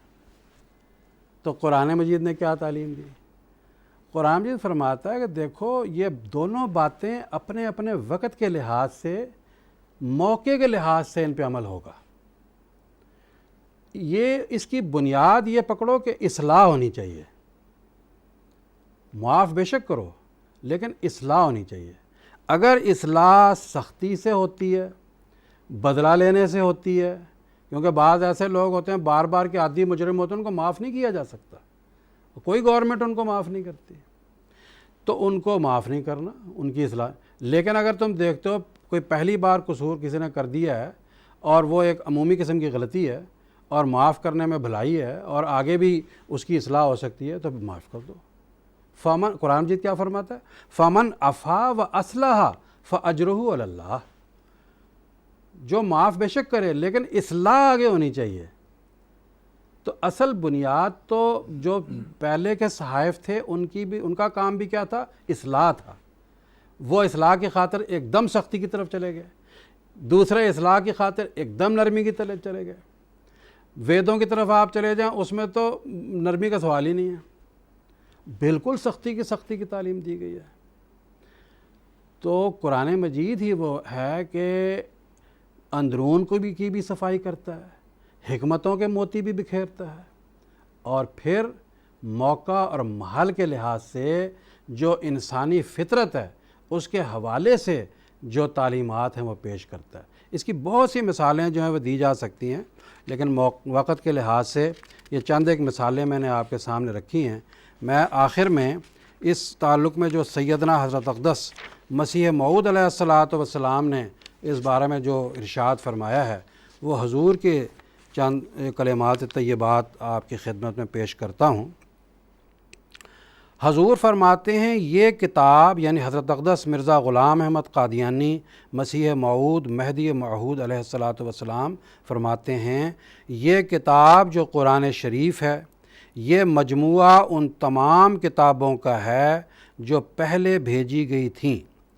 اس آیت کا مطلب یہ ہے کہ خدا، یعنی فیہا کتب قیمہ، اس آیت کا مطلب یہ ہے کہ خدا نے پہلے متفرق طور پر ہر ایک امت کو جدا جدا دستور العمل بھیجا اور پھر چاہا کہ جیسا کہ ایک خدا ہے وہ بھی ایک ہو جائیں، تب سب کو اکٹھا کرنے کے لیے قرآن کو بھیجا اور خبر دی کہ ایک زمانہ آنے والا ہے کہ خدا تمام قوموں کو ایک قوم بنا دے گا اور تمام ملکوں کو ایک ملک کر دے گا اور تمام زبانوں کو ایک زبان بنا دے گا۔ سو ہم دیکھتے ہیں کہ دن بدن دنیا اس صورت کے قریب آتی جاتی ہے اور مختلف ملکوں کے تعلقات بڑھتے جاتے ہیں۔ سیاحت کے لیے وہ سامان میسر آ گئے ہیں جو پہلے نہیں تھے، خیالات کے مبادلہ کے لیے بڑی بڑی آسانیاں ہو گئی ہیں، ایک قوم دوسری قوم میں ایسی دھنس گئی ہے کہ گویا وہ دونوں ایک ہونا چاہتی ہیں، بڑے اور مشکل سفر بہت سہل اور آسان ہو گئے ہیں۔ اس سے پایا جاتا ہے کہ خدا تعالیٰ ان مختلف قوموں کو جو کسی وقت ایک تھیں پھر ایک ہی بنانا چاہتا ہے تا پیدائش کا دائرہ پورا ہو جائے اور تا ایک ہی خدا ہو اور ایک ہی نبی ہو اور ایک ہی دین ہو۔ یہ بات نہایت معقول ہے کہ تفرقہ کے زمانے میں خدا نے جدا جدا ہر ایک ملک میں نبی بھیجے اور کسی ملک سے بخل نہیں کیا، لیکن آخری زمانہ میں جب تمام ملکوں میں ایک قوم بننے کی استعداد پیدا ہو گئی تب سب ہدایتوں کو اکٹھا کر کے ایک ایسی زبان میں جمع کر دیا جو ام الالسنہ یعنی زبان عربی ہے۔ تو یہ نسیم دعوت کا حوالہ صفحہ نمبر 61 اور 62۔ جزاکم اللہ تعالیٰ حسن جزا۔ آپ نے فیہا کتب قیمہ کا جو موضوع ہے اس پر بڑی تفصیل کے ساتھ روشنی ڈالی ہے۔ اس وقت بہت سے ٹیلی فون کالرز ہیں ہمارے ساتھ ہولڈ پر موجود ہیں۔ سب سے پہلے بات کرتے ہیں لندن سے ہمارے ساتھ موجود ہیں مکرم جمروز خان صاحب، ان کو سب سے پہلے موقع دیتے ہیں۔ السلام علیکم ورحمۃ اللہ جمروز خان صاحب۔ جی وعلیکم السلام، آپ کی پوری ٹیم کو میری طرف سے السلام علیکم۔ وعلیکم السلام۔ اور جہاں جہاں تک میری بات پہنچ رہی ہے سبھی کی خدمت میں اداب عرض۔ تو میں مرزا صاحب کی پیش گوئی بیان کروں یا کسی آیت میں رد و بدل کا زیر کی جگہ زبر لگا لینا، زبر کے بجائے پیش لگا لینا، جسے انگریزی میں ٹیمپرنگ کہتے ہیں یا امینڈمنٹ کہتے ہیں، اردو میں رد و بدل کہہ لیتے ہیں۔ اب آپ سے سوال ہے کہ پیش گوئی بیان کروں یا وہ کسی آیت کی جہاں انہوں نے امینڈمنٹ کر رکھی ہے وہ بیان کروں؟ اگر تبصرہ کروں تو مجھے 3-4 منٹ چاہیے، وہ تو دیتے نہیں ہیں آپ، نہ پچھلے ہفتے دیے تھے نہ آج دیں گے، یا میں 36 پیش گوئی بیان کر دیتا ہوں مرزا صاحب کی جو نہ پوری ہو سکی تھی۔ فرمائیے جی، کس بارے میں بات کر لیں ہوں صاحب؟ جی یہ کہہ رہے ہیں کہ کیا ہم پیش گوئیوں کے متعلق میں کوئی سوال کروں میں یا پیش گوئی قرآن بیان کریم کرتا ہوں تو کی پھر آیات کے آپ خود اس کا متعلق؟ جواب دے دیں یا ناظرین خود اندازہ کر لیں گے پیش گوئی میں ٹھیک ہے، جھوٹ تھا یا سچائی ہے یا بناوٹ ہے یا اصلیت ہے۔ جو پیش گوئیوں کے متعلق اپنا سوال پیش کر لیں ہم۔ میں یہ کرتا ہوں کہ 1857 میں 1857 کی جنگ آزادی کے بعد انگریزوں نے ہندوستان پر سیاسی تسلط قائم کیا، یہ تو سبھی جانتے ہیں، جو تھوڑے تعلیم یافتہ ہیں وہ بھی جانتے ہیں۔ تسلط قائم کیا، اپنے اقتدار کو استحکام طول دینے کے لیے مختلف منصوبے تیار کیے۔ ان میں سے ایک منصوبہ یہ بھی تھا کہ برطانیہ سے عیسائی مبلغین کی ایک بڑی کھیپ منگوا کر مسلمانوں کو اسلام سے برگشتہ کیا جائے۔ ایک منصوبہ تھا جو بیان کیا۔ دوسرا منصوبہ یہ تھا کہ انڈیا اور پاکستان کے رہنے والے لوگوں کو جاگیریں عطا کی جائیں تاکہ وہ ہمارا ساتھ دے سکیں۔ جاگیریں دی تھی، یہ سبھی پنجابی بھی جانتے ہیں، اردو بولنے میں جانتے ہیں، سنگھ بھی جانتے ہیں، ہندو بھی جانتے ہیں، یہ پورے انڈو پاک میں دی گئی تھی۔ چلو اب آگے بات لاتا ہوں۔ لہذا बड़ी यूरोप से, इंग्लैंड से असाई मबीन की बड़ी खेप मंगवा कर मुसलमानों को इस्लाम से बरगश्ता किया जाए। लिहाजा असाई मिशनरी ने बरसगीर पर यलगार कर दी। तकरीबन हर इलाका में मुसलमानों को मुर्तद बनाने के लिए अपनी सरतोड़ कोशिश कर दी।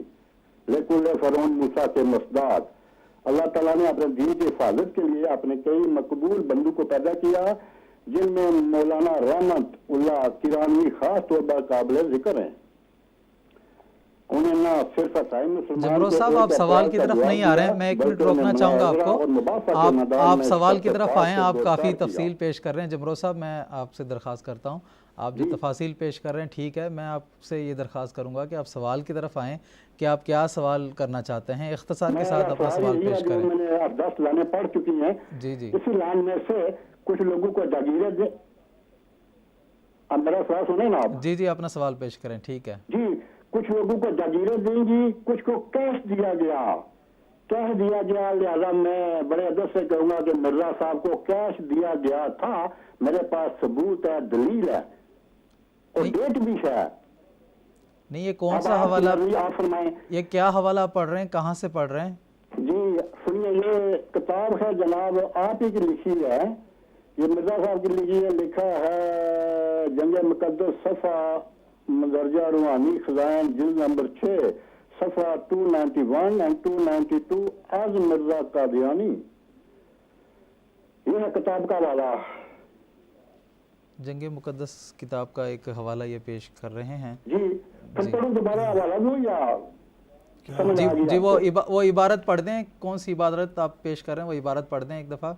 ये बारे में जनाब अब्दुल्ला आठम, जी अब्दुल्ला आठम जिनसे मिर्जा साहब की वो मबाला हुआ था, जी जी, तो आठम साहब जीत गए थे। और आठम साहब के जीतने के बाद क्या हुआ कि मिर्जा साहब के दो से तीन, एक था मुंशी मोहम्मद इस्माइल जिसने मुबासा कराया था, वो असाई हो गया। दूसरे का नाम था मोहम्मद यूसुफ मरवाई जो मुबासा का सेक्रेटरी था, वो भी असाई हो गया। तीसरा था मिर्जा कादियानी की बीवी का खालाजाद भाई मीर मोहम्मद सईद, वो भी असाई हो गया। अब मैं अगर टाइम दे तो वो जो मर्यादा का चक्कर था, वो पैसा का आशम मिला था, वो भी बयान कर दूं अगर सुनना चाहते हैं। अगर नहीं सुनना चाहते तो मैंने जो सवाल किया उसका जवाब दे दें। ठीक है जनाब, आपने एक एक सवाल आपने पेश कर दिया है। आज के प्रोग्राम में हम इस एक सवाल के ताल्लुक से ही बात कर लेते हैं। इन्होंने जंग मुक़द्दस से एक हवाला पेश किया था और उसमें जो हज़रत अक़दस मसीह मौद इस्लाम का अब्दुल्ला आतम के साथ जो मुबाहिसा हुआ है, इसके बारे में इनका सवाल था। इन्होंने जो इबारत पेश की है उसका हवाला हम अभी निकलवा रहे हैं, इंशाअल्लाह हम कोशिश करेंगे उसके बारे में बताने के लिए। जी मैं जो इनकी बात समझा हूँ ना, वो ये है कि ये कहना चाहते हैं कि जंग मुक़द्दस के अंदर ये मौजूद है कि हज़रत मिर्ज़ा साहब ने अंग्रेज़ों से कैश लिया है, क्योंकि शुरू में इन्होंने यही बात बयान की थी कि या तो कैश दिया उन्होंने या जागीरें दी हैं। बाद में जंग मुक़द्दस का हवाला पेश किया। तो आप ये बता दें कि क्या जंग मुक़द्दस में कोई ऐसी बात है? जहाँ तक जमरूद साहब बात यह है कि जंग मुक़द्दस में तो हज़रत मिर्ज़ा ग़ुलाम अहमद साहब कादियानी ने, दीगर मुसलमान तो उनके साथ मुबाहिसा करने पर आमादा ही नहीं हुए थे, तो बाज़ गैरत जमात लोगों ने ही आपको ये बुलाया कि आप अब्दुल्ला आतम से मुबाहिसा कर लें। आपने इस्लाम की नुमाइंदगी में अब्दुल्ला आतम से मुबाहिसा किया था। बाकी रहा ये सवाल कि अंग्रेज़ों से आपने कैश लिया है, ये इंतहाई गलत बात है। हम चैलेंज से कह सकते हैं कि ना मिर्ज़ा साहब ने, ना जमात अहमदिया ने किसी भी हुकूमत से या किसी भी ऐसे इदारों से कोई कैश लिया हो या मदद ली हो। हाँ, ये बात तो ज़रूर साबित है कि बाज़ गैर अहमदी उलमा के बारे में आता है कि अमेरिका से उनके ताल्लुकात थे, फ़लाँ से इनके ताल्लुकात थे, उनको उनसे इमदाद मिलती थी। लेकिन खालिसतन जमात अहमदिया के जितने भी फ़ंड्स हैं वो सब उनके अपने जो लाजमी चंदाजात हैं उनके ज़रिए से आते हैं।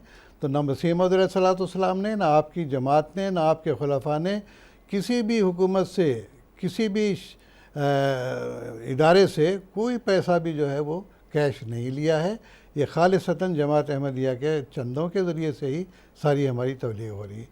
बाकी रहा ये बात कि मुबाहिसे के बाद بعض افراد جو ہیں وہ عیسائی ہو گئے، یہ تو ان کے اپنے ایمان کی بات ہے کہ وہ عقائد جو مسلمانوں میں عیسائیوں کی وجہ سے رائج ہو گئے، اس کا اثر تھا کہ جس کی وجہ سے وہ لوگ اس طرف مائل ہو گئے۔ ہاں، یہ البتہ بات ضرور آتی ہے کہ پادری عماد الدین عبداللہ آتم وغیرہ یہ سارے پہلے مسلمان علماء میں سے تھے جو بعد میں عیسائی ہو گئے تھے۔ تو یہ اس پہ غور کریں کہ کیوں بڑے بڑے علماء جو کہ اسلام کے نمائندے کہلاتے تھے وہ عیسائیوں کے اثر سے کیوں عیسائی ہو گئے، اس کی بہت ساری وجوہات بھی تھیں، اور آخرکار ان لوگوں نے پھر اسلام کے خلاف کام کیا ہے۔ اور مرزا صاحب نے تو حتی الوسع یہی کوشش کی ہے کہ صلیب کے ٹکڑے کر دیے، صلیب کو پاش پاش کر دیا، عیسائیوں کے خدا کو مار دیا، اور آپ لوگ ابھی تک اس کے انتظار میں بیٹھے ہیں کہ عیسیٰ علیہ السلام زندہ آسمان پر ہیں۔ یہی وہ عقائد ہیں جن کی وجہ سے مسلمان ٹھوکر کھا جاتے ہیں۔ جی، اگلے ہمارے ٹیلی فون کالر سے ہم بات کرتے ہیں۔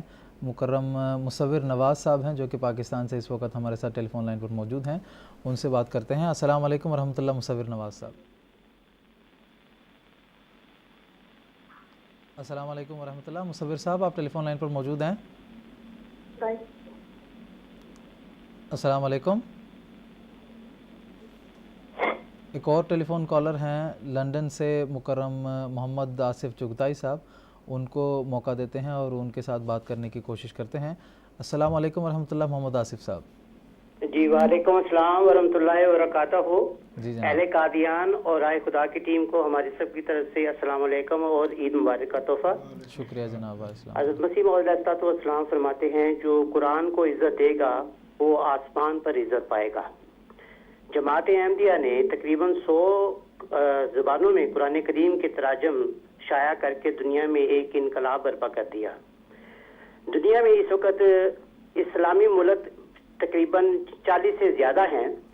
میرا سوال یہ ہے کہ ان ملکوں میں یا جو ان کے فرقے ہیں انہوں نے بھی اس کے مقابلے میں کچھ قرآن کریم کے ترجمے شائع کر کے انقلاب برپا کیا کہ یہ وہیں کے وہیں بیٹھے ہوئے ہیں؟ اس کے بارے میں تھوڑی سی مجھے تفصیل چاہیے تھی۔ جزاکم اللہ جناب، شکریہ۔ سب سے پہلے تو یہ بتا دوں کہ 100 سے زائد زبانوں میں تو ابھی تک ترجمہ جماعت احمدیہ کی طرف سے شائع نہیں کیا گیا، البتہ 72 سے زائد زبانوں میں تقریباً 74 اور 76 زبانوں میں جماعت احمدیہ نے قرآن کریم کے تراجم شائع کیے ہیں، اور اللہ تعالیٰ کے فضل سے ابھی بہت سی زبانیں ہیں جن میں قرآن کریم کا ترجمہ اس وقت قرآن کریم زیر ترجمہ ہے، ترجمہ کر رہے ہیں، وہ بھی انشاءاللہ العزیز جلد شائع ہو جائیں گی، اور انشاءاللہ العزیز جو 100 کا جو ٹارگٹ ہے اس کو بھی جماعت احمدیہ پورا کرنے کی کوشش کرے گی۔ جہاں تک آپ کا سوال ہے میں محترم مولانا منیر احمد صاحب خادم سے پوچھنا چاہوں گا۔ جی، انہوں نے جیسا بتایا کہ کیا اور بھی فرقوں نے قرآن مجید کے ترجمے شائع کیے ہیں، تو بعض ایسے ہیں کہ جنہوں نے قرآن مجید کے ترجمے شائع کیے ہیں، لیکن جتنی تعداد میں یا جس قدر جس طریقے سے قرآن مجید کے تراجم جماعت احمدیہ نے شائع کیے ہیں منظم ڈھنگ میں، وہ اور کسی اور فرقے کی طرف سے نہیں ملتے۔ یہ تو بھی آپ نے فرمایا کہ 70-72 زبانوں میں قرآن مجید کے ترجمے ہوئے ہیں، لیکن اس کے علاوہ بھی جوبلی کے موقع پر جماعت نے 100 زبانوں میں منتخب آیات قرآن مجید کی ضرور شائع کی، پھر 100 زبانوں میں منتخب احادیث شائع کی۔ تو احادیث کے حوالے سے بھی اور قرآن کے حوالے سے بھی 100 زبانوں کا ٹارگٹ ویسے پورا ہوا ہے، لیکن انشاءاللہ تعالی وہ وقت نزدیک ہے کہ 100 زبانیں بھی پوری ہو جائیں گی۔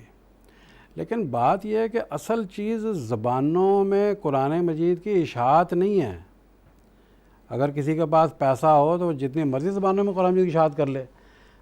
قرآن مجید کے جو تراجم جو باقی لوگوں نے شائع کیے ہیں یا جو ان کی ساتھ ساتھ تفسیریں لکھی ہیں، کیا وہ آج کل کے زمانے کے مطابق درست بھی ہیں؟ اصل بات یہ ہے، کیا ان تراجم کے نتیجے میں دنیا میں امن پھیلا ہے؟ میں آپ کو اس کی 2-3 مثالیں دیتا ہوں کہ یہ لوگ جو قرآن مجید کے تراجم تو شائع کرتے ہیں، لیکن قرآن مجید کے ساتھ ساتھ یہ بھی بات تراجم میں لکھتے ہیں، اس کے فٹ نوٹ میں لکھتے ہیں کہ تبلیغ جو ہے نا وہ کرنے کا جو حق ہے وہ صرف مسلمانوں کو ہی ہے۔ تبلیغ کرنے کا حق باقی غیر مسلموں کو نہیں ہے۔ اگر کوئی غیر مسلم اسلامی حکومت میں رہ رہا ہے تو وہ تبلیغ نہیں کر سکتا، اور یہی چیز ان قرآن مجید کے تراجم کے اندر اور ان کی تفاسیر کے اندر جو ہے ان کی طرف سے شائع کی جاتی ہیں۔ بھئی سوال یہ ہے کہ اگر ایک آدمی قرآن تبلیغ اپنے مذہب کی کر سکتا ہے مسلمان، تو اسی کو کیا حق ہے کہ وہ تبلیغ کرے؟ دوسروں کو حق نہیں ہے کہ وہ تبلیغ کریں؟ غیر مسلم کیوں نہیں تبلیغ کرے گا اپنے مذہب کی؟ ان کا کہنا یہ ہے، یہ سوال ایک بار یہ ابھی حال ہی میں یہ بڑے ان کا چل رہا چرچا ہمارے ذاکر صاحب کا، تو ان کے اوپر کچھ تھوڑی سی پابندی بھی غالباً لگنے والی ہے، تو انہوں نے ایک بار میں نے خود سنا کہ کسی نے ان سے سوال کیا کہ آپ یہ بتائیں کہ کیا غیر مسلم بھی اسلامی حکومت میں تبلیغ کر سکتا ہے، اور پھر کیا مسلمان غیر مسلموں کی حکومت تبلیغ کر سکتا ہے؟ انہوں نے بہت ہی تعجب کے ساتھ اس کی طرف دیکھ کر یہ کہا، یہ باقاعدہ ریکارڈڈ ہے، ہمارے پاس موجود ہے اس کی ویڈیو۔ یہ کہتے ہیں دیکھو بھائی بات یہ ہے کہ 2 اور 2 4 ہوتے ہیں، اور 4 اور 4 8 ہوتے ہیں، کیا آپ کو یہ پتہ نہیں ہے؟ وہ جو تھا جس نے سوال کیا ہوگا، ہاں بھائی 2 اور 2 4 ہوتے ہیں، اور 4 اور 4 8 ہوتے ہیں۔ کہنے لگا جب 2 اور 2 4 اور 4 4 اور 4 8 ہوتے ہیں تو ہماری جو مسلمانوں کی تبلیغ ہے وہ 2 اور 2 4 اور 4 اور 4 8 کی طرح، یہ سچائی پر مبنی ہے۔ وہ تو ہمیں پتہ ہے کہ وہ 4 اور 4 8 نہیں کہیں گے، 16 کہیں گے، یا 4 اور 4 کو 9 کہیں گے۔ تو جب ہمیں پتہ ہے کہ انہوں نے غلط بات کرنی ہے تو ہم کیسے ان کی غلط بات کو سن لیں اور غلط بات پھیلانے کی ان کو جو ہے وہ موقع دیا جائے؟ یہ انہوں نے بات بیان کی۔ اور قرآن مجید میں اللہ تعالیٰ کیا بات بیان فرماتا ہے؟ اللہ تعالیٰ تو ابلیس کو بھی موقع دیتا ہے کہ تبلیغ کر لے جتنی کرنی ہے۔ قرآن مجید میں آتا ہے کہ ابلیس نے کہا کہ یا اللہ اب تو نے مجھے جب گمراہ قرار ہی دے دیا ہے تو مجھے موقع دے کہ میں ان کو گمراہ کروں جتنا چاہے، ان کے آگے سے بھی آؤں، ان کے پیچھے سے بھی آؤں، دائیں سے بھی آؤں، بائیں سے بھی آؤں، اور زیادہ کو تو شکر گزار نہیں پائے گا میری تبلیغ کے نتیجے میں۔ اللہ نے فرمایا تجھے مہلت دی قیامت تک، جا جتنی مرضی تبلیغ کرتا پھر، لیکن میرے جو بندے ہیں وہ ہرگز تیری چنگل کے اندر نہیں آئیں گے۔ تو قرآن مجید تو ابلیس کو بھی تبلیغ کرنے کی اجازت دیتا ہے، اور یہ کہتے ہیں کہ صرف مسلمانوں کو ہی اجازت ہے، غیر مسلموں کو تبلیغ کرنے کی اجازت نہیں ہے۔ ایک تو یہ بات قرآن مجید پھیلائی گئی۔ دوسری بات یہ کہی گئی کہ جو جہاد ہے وہ تو ضروری ہے تبلیغ کرنے کے لیے۔ یہ تو باقاعدہ مولانا مودودی نے بھی کہا، اور جن کو یہ دیوبندی مجدد الملت کہتے ہیں، اشرف علی تھانوی، ان کی کتابیں آپ پڑھ کر دیکھ لیں، وہ لکھتے ہیں کہ خالی نماز روزے سے کامیابی نہیں مل سکتی، جہاد بھی بہت ضروری ہے۔ اور مولانا مودودی نے اپنی کتاب جو لکھی الجہاد و فی الاسلام اور مرتد کی سزا وغیرہ، اس میں وہ لکھتے ہیں کہ یہ جہاد ضروری ہے تبلیغ کے لیے۔ جب تک کسی ملک میں ہماری اکثریت نہیں ہوتی تو اس وقت تک لوگ ہماری بات کہاں سے مان لیں گے؟ اس لیے سب سے پہلے جہاد کر کے لوگوں کو اسلام کی طرف لاؤ۔ اور پھر وہ اس کی دلیل دیتے ہیں کہ دیکھو 13 سال تک نبی کریم صلی اللہ علیہ وسلم مکہ میں واعظ و نصیحت کرتے رہے، اپنے لیکچروں کے ذریعہ، اپنے خطابت کے ذریعہ لوگوں کے دل گرماتے رہے، لیکن لوگوں پر اثر نہیں ہوا۔ لیکن جب داعی اسلام نے اپنے ہاتھ میں تلوار پکڑی تو دلوں کا زنگ اترنا شروع ہو گیا اور لوگ مسلمان ہونے شروع ہو گئے۔ الجہاد فی الاسلام ان کی کتاب ہے، مولانا مودودی صاحب کی۔ یہ تو 1940 1942 کی لکھی ہوئی کتابیں ہیں۔ اس زمانے سے قرآن مجید کی یہ تفسیریں شائع کی جا رہی ہیں کہ غیر مسلم کو تبلیغ کرنے کی اجازت نہیں، اور جہاد کے بغیر تبلیغ ہو ہی نہیں سکتی۔ اور پھر قرآن مجید کی اور کیا بات بیان کرتے ہیں یہ کہ اگر کوئی مسلمان غیر مسلم ہو جائے تو وہ مرتد ہو گیا، اور قرآن میں لکھا ہے کہ مرتد کی سزا قتل ہے۔ اور قرآن مجید میں اللہ تعالیٰ فرماتا ہے لا اکراہ فی الدین لکم دینکم ولی دین۔ تو یہ تو قرآن مجید کی انہوں نے کیا ترجمے کرنے ہیں، کیا تفسیریں لکھنی ہیں، یہ تفسیریں لکھ رہے ہیں۔ اور ان تفسیروں کے نتیجے میں آج دنیا کا جو ماحول بنا ہوا ہے، آپ چوگردہ دنیا کا دیکھ لیں، جو اس وقت مسلمانوں کی امیج بن چکی ہے، انہی قرآن مجید کی تفسیروں کے نتیجے میں، انہی ترجموں کے نتیجے میں آج یہ IS اور دوسرے جتنی بھی تنظیمیں ہیں، یہ سب انہی فرقوں کی جو کتابیں ہیں، جس میں ازمنہ وسطی کے جو فقہا بھی شامل ہیں، ان لوگوں کی تعلیمات کو لے کے جو انہوں نے تفسیریں بنائیں، یہ تفسیر۔ تو اصل بات یہ نہیں ہے کہ قرآن مجید کی کتنی زبانوں میں تراجم شائع کر لیے، اصل یہ ہے کہ قرآن مجید کا جو اصلی جو چہرہ ہے، جو عظیم الشان چہرہ ہے، جو خدا تعالیٰ نے نبی کریم صلی اللہ علیہ وسلم کے ذریعہ آج سے 1400 سال پہلے دنیا میں ظاہر فرمایا، وہ چہرہ کس نے پیش کیا ہے؟ وہ چہرہ صرف اور صرف سیدنا حضرت اقدس مرزا غلام احمد قادیانی مسیح موعود اور مہدی موعود علیہ الصلاۃ والسلام نے پیش فرمایا۔ لہذا صرف اعتراض کسی غیر احمدی کی کتاب یا کسی غیر احمدی عالم کی کتاب کو لے کر اعتراض کر لینا اور ایسا حوالہ پیش کر دینا جس کا وجود ہی نہ ہو، جیسے ابھی ہمارے ان بھائی نے کہا کہ جنگ مقدس میں جو ہے وہ لکھا ہے کہ مرزا صاحب نے جو ہے وہ چیک لیا ہے، کیش لیا ہے انگریزوں سے، نعوذ باللہ من ذالک۔ اتنی جھوٹی بات ہے کہ اس سے بڑی جھوٹی بات ہو ہی نہیں سکتی۔ تو دوسروں کی کتابوں کا مطالعہ نہ کریں، بلکہ اصل کتابیں جو حضرت مسیح موعود علیہ الصلاۃ والسلام نے لکھی ہیں قرآن مجید کی تفسیر کی روشنی میں، ان کا مطالعہ کریں۔ کیوں؟ اس لیے کہ یہ کتابیں الہام الہی کی روشنی میں لکھی گئی ہیں، اور ایک شخص دعویٰ کرتا ہے کہ مجھے خدا نے یہ تفسیریں سکھائی ہیں، یہ خدا نے مجھے قرآن کے ترجمے سکھائے ہیں، اور خدا کے سکھائے سے میں لکھتا ہوں، خدا کے بلائے سے میں بولتا ہوں، تو پھر تو اس کا معاملہ خدا پہ چلا گیا۔ اللہ نے دیکھنا ہے کہ اب اس کی پکڑ کرنی کہ کرنی۔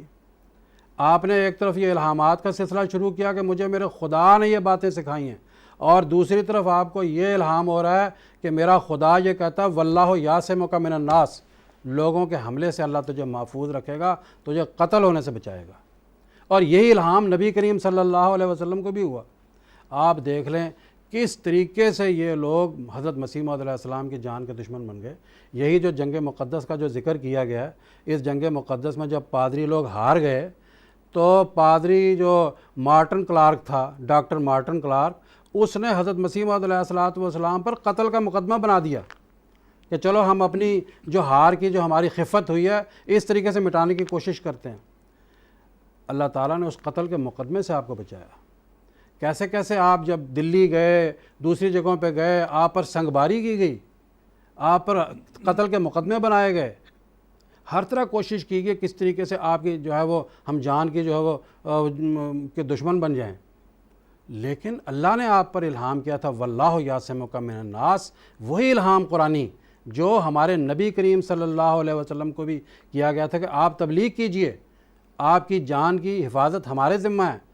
چنانچہ جب وہ آیا تھا ایران کا بادشاہ نے اپنے گورنر کو کہا تھا کہ جو مکہ کا نبی ہے اس کو پکڑ لو، تو نبی کریم صلی اللہ علیہ وسلم نے فرمایا کہ ٹھہرو، میں تم کو اگلے دن بتاؤں گا، اور ان کو اگلے دن یہ بتایا گیا جاؤ تمہارے خدا کو میرے خدا نے مار دیا ہے۔ تو جس طرح واللہ یعصمک من الناس کا الہام نبی کریم صلی اللہ علیہ وسلم کے وجود باوجود میں پورا ہوا، ایسے ہی یہ الہام حضرت مسیح موعود علیہ الصلاۃ والسلام کے وجود میں پورا ہوا۔ آپ دیکھیں کہ اگر حضرت مسیح موعود علیہ السلام نے نعوذ باللہ من ذالک یہ جو تفسیریں لکھی ہیں یا جو قرآن مجید کے جو بیان کیے ہیں اور الہام الہی کی روشنی سے بیان کیے ہیں، اگر یہ غلط ہوتے تو اللہ تعالیٰ قرآن مجید میں فرماتا ہے وَلَوْ تَقَوَّلَ، اگر یہ شخص جو جھوٹا الہام بنا کر پیش کرے گا یعنی نبی کریم صلی اللہ علیہ وسلم، تو میں شاہ رگ پکڑ کے کاٹ دوں گا، ان کا کام تمام کر دوں گا اور ناکام و نامراد کر دوں گا، یہ نبی کریم صلی اللہ علیہ وسلم کے بارے میں۔ تو آپ کے علاوہ اگر کوئی شخص ایسا کرتا ہے تو اس کا تو برا حال ہونا چاہیے۔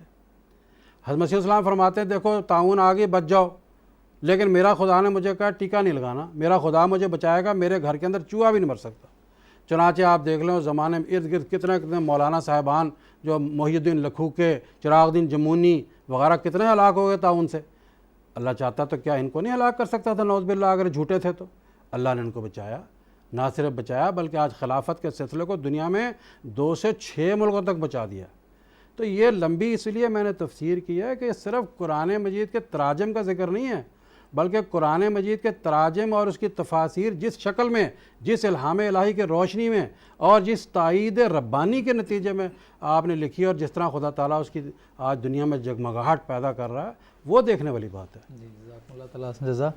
کینیڈا سے ہمارے ایک ٹیلی فون کالر ہیں مکرم سلطان نعیم صاحب، ان کو بھی ہم اپنے پروگرام میں شامل کرتے ہیں اور ان سے ان کا بھی سوال سنتے ہیں۔ السلام علیکم ورحمۃ اللہ، سلطان نعیم صاحب۔ وعلیکم ورحمۃ اللہ. میرا نام سلمان نہیں ہے. جی جی سر. اور میرا سوال میرا سوال سورہ انعام کی آیت 21 میں سے ہے کہ اللہ تعالیٰ فرماتا ہے کہ جن لوگوں کو ہم نے کتاب دی وہ اس کو اس طرح سے پہچانتے ہیں جس طرح اپنے بیٹوں کو. تو اس سے کیا مراد ہے اور یہ مثال بیان کرنے کی کیا حکمت ہے؟ ٹھیک ہے جناب، شکریہ، جزاکم اللہ. مولانا محمد کریم الدین صاحب سے درخواست. اچھا سلمان صاحب، بات یہ ہے کہ حضرت صلی اللہ علیہ وسلم کے بارے میں بائبل میں پیشگوئیاں موجود تھیں. خاص طور پر استثناء باب 18 میں اللہ تعالیٰ نے فرمایا تھا خداوند تیرا خدا تیرے بھائیوں میں سے تجھ سا نبی برپا کرے گا جس کے ہاتھ میں آتشی شریعت ہوگی.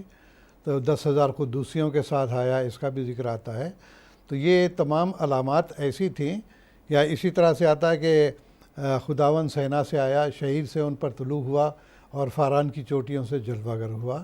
تو یہ ساری علامات ایسی تھیں جو کہ حضرت موسیٰ علیہ السلام کی بعثت سے تعلق رکھنے والی، حضرت عیسیٰ علیہ السلام کی بعثت سے تعلق رکھنے والی، اور پھر محمد مصطفیٰ صلی اللہ علیہ وسلم جو فاران کی چوٹیوں کا ذکر آتا ہے، یہ محمد مصطفیٰ صلی اللہ علیہ وسلم کے جو مدینے کے پہاڑ ہیں ان کا فاران کی چوٹیاں کہا جاتا ہے.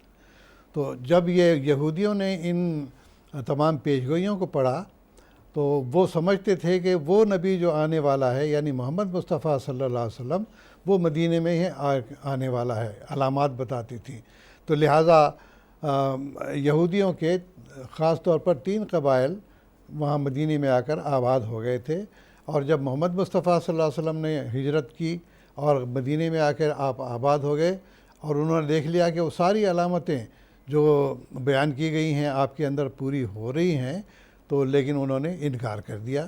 چنانچہ قرآن مجید میں ایک جگہ اور بھی آتا ہے فلما جاءہم ما عرفوا کفروا بہ، کہ جب جس کو انہوں نے پہچان لیا تھا وہ آ گیا ہے تو انہوں نے انکار کر دیا. تو اللہ تعالیٰ نے فرمایا کہ ایک دلیل دی ہے حضرت صلی اللہ علیہ وسلم کی صداقت کی کہ یعرفونہ کما یعرفون ابناءہم، کہ جن لوگوں کی کتاب دی گئی تھی وہ لوگ اس نبی کو اسی طرح پہچانتے ہیں جس طرح کے اپنے بیٹوں کو پہچانتے ہیں. یہ مثال دینے کی ایک حکمت یہ بھی ہے کہ انسان اپنے بیٹے کو کس طرح سے پہچانتا ہے، کیا ہے اس کے پاس دلیل کہ وہ اسی کا بیٹا ہے. وہ صرف یہ کہ اپنی بیوی کی پاک دامنی پر اس کو اعتبار ہوتا ہے. وہ سمجھتا ہے کہ میری بیوی پاک دامن ہے اور میرے علاوہ اس کا اور کسی سے تعلق نہیں، لہٰذا وہ اس سے جو اولاد پیدا ہوتی ہے اس کو اپنا بیٹا قرار دیتا ہے. تو اللہ تعالیٰ نے فرمایا کہ جس طرح ایک عورت کی پاک دامنی کی وجہ سے اس کو اپنے بیٹے کی شناخت کی جاتی ہے، اسی طرح سے اس نبی کی پاکیزہ زندگی، اس کا جو قرآن مجید میں جیسے کہ بیان فقط لبثت فیکم عمرا من قبلہ افلا تعقلون، اس سے پہلے میں نے تمہارے سامنے اپنی زندگی گزاری ہے، کیا تم میری زندگی پر کوئی عیب لگا سکتے ہو؟ تو ہر ایک نے صدوق اور امین آپ کو قرار دیا، لیکن جب آپ نے دعویٰ کیا تو کہنے لگے کہ نہیں یہ جھوٹا ہے. بلکہ ایک نے یہ کہا کہ ہم تجھے جھوٹا نہیں کہتے بلکہ جو تو لے کے آیا ہے اس کو ہم جھوٹا قرار دیتے ہیں.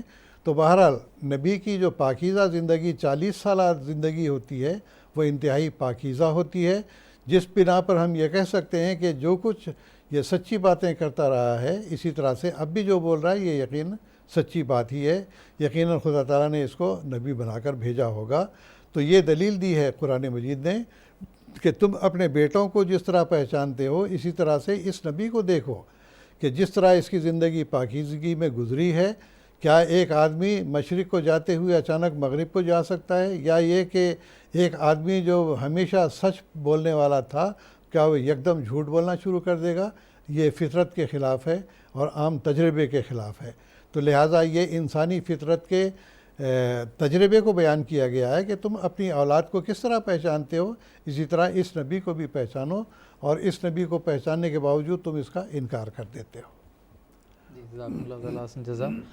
افغانستان سے ایک ٹیلی فون کالر ہیں، انہوں نے بتایا کہ ان کا نام نہ لیا جائے، ان کا ہم سوال سن لیتے ہیں. السلام علیکم ورحمۃ اللہ. وعلیکم السلام ورحمۃ اللہ وبرکاتہ. طارق صاحب، آپ ٹیم کو دیکھنے والے، سننے والے اور پیارے آقا کو سب کو سلام.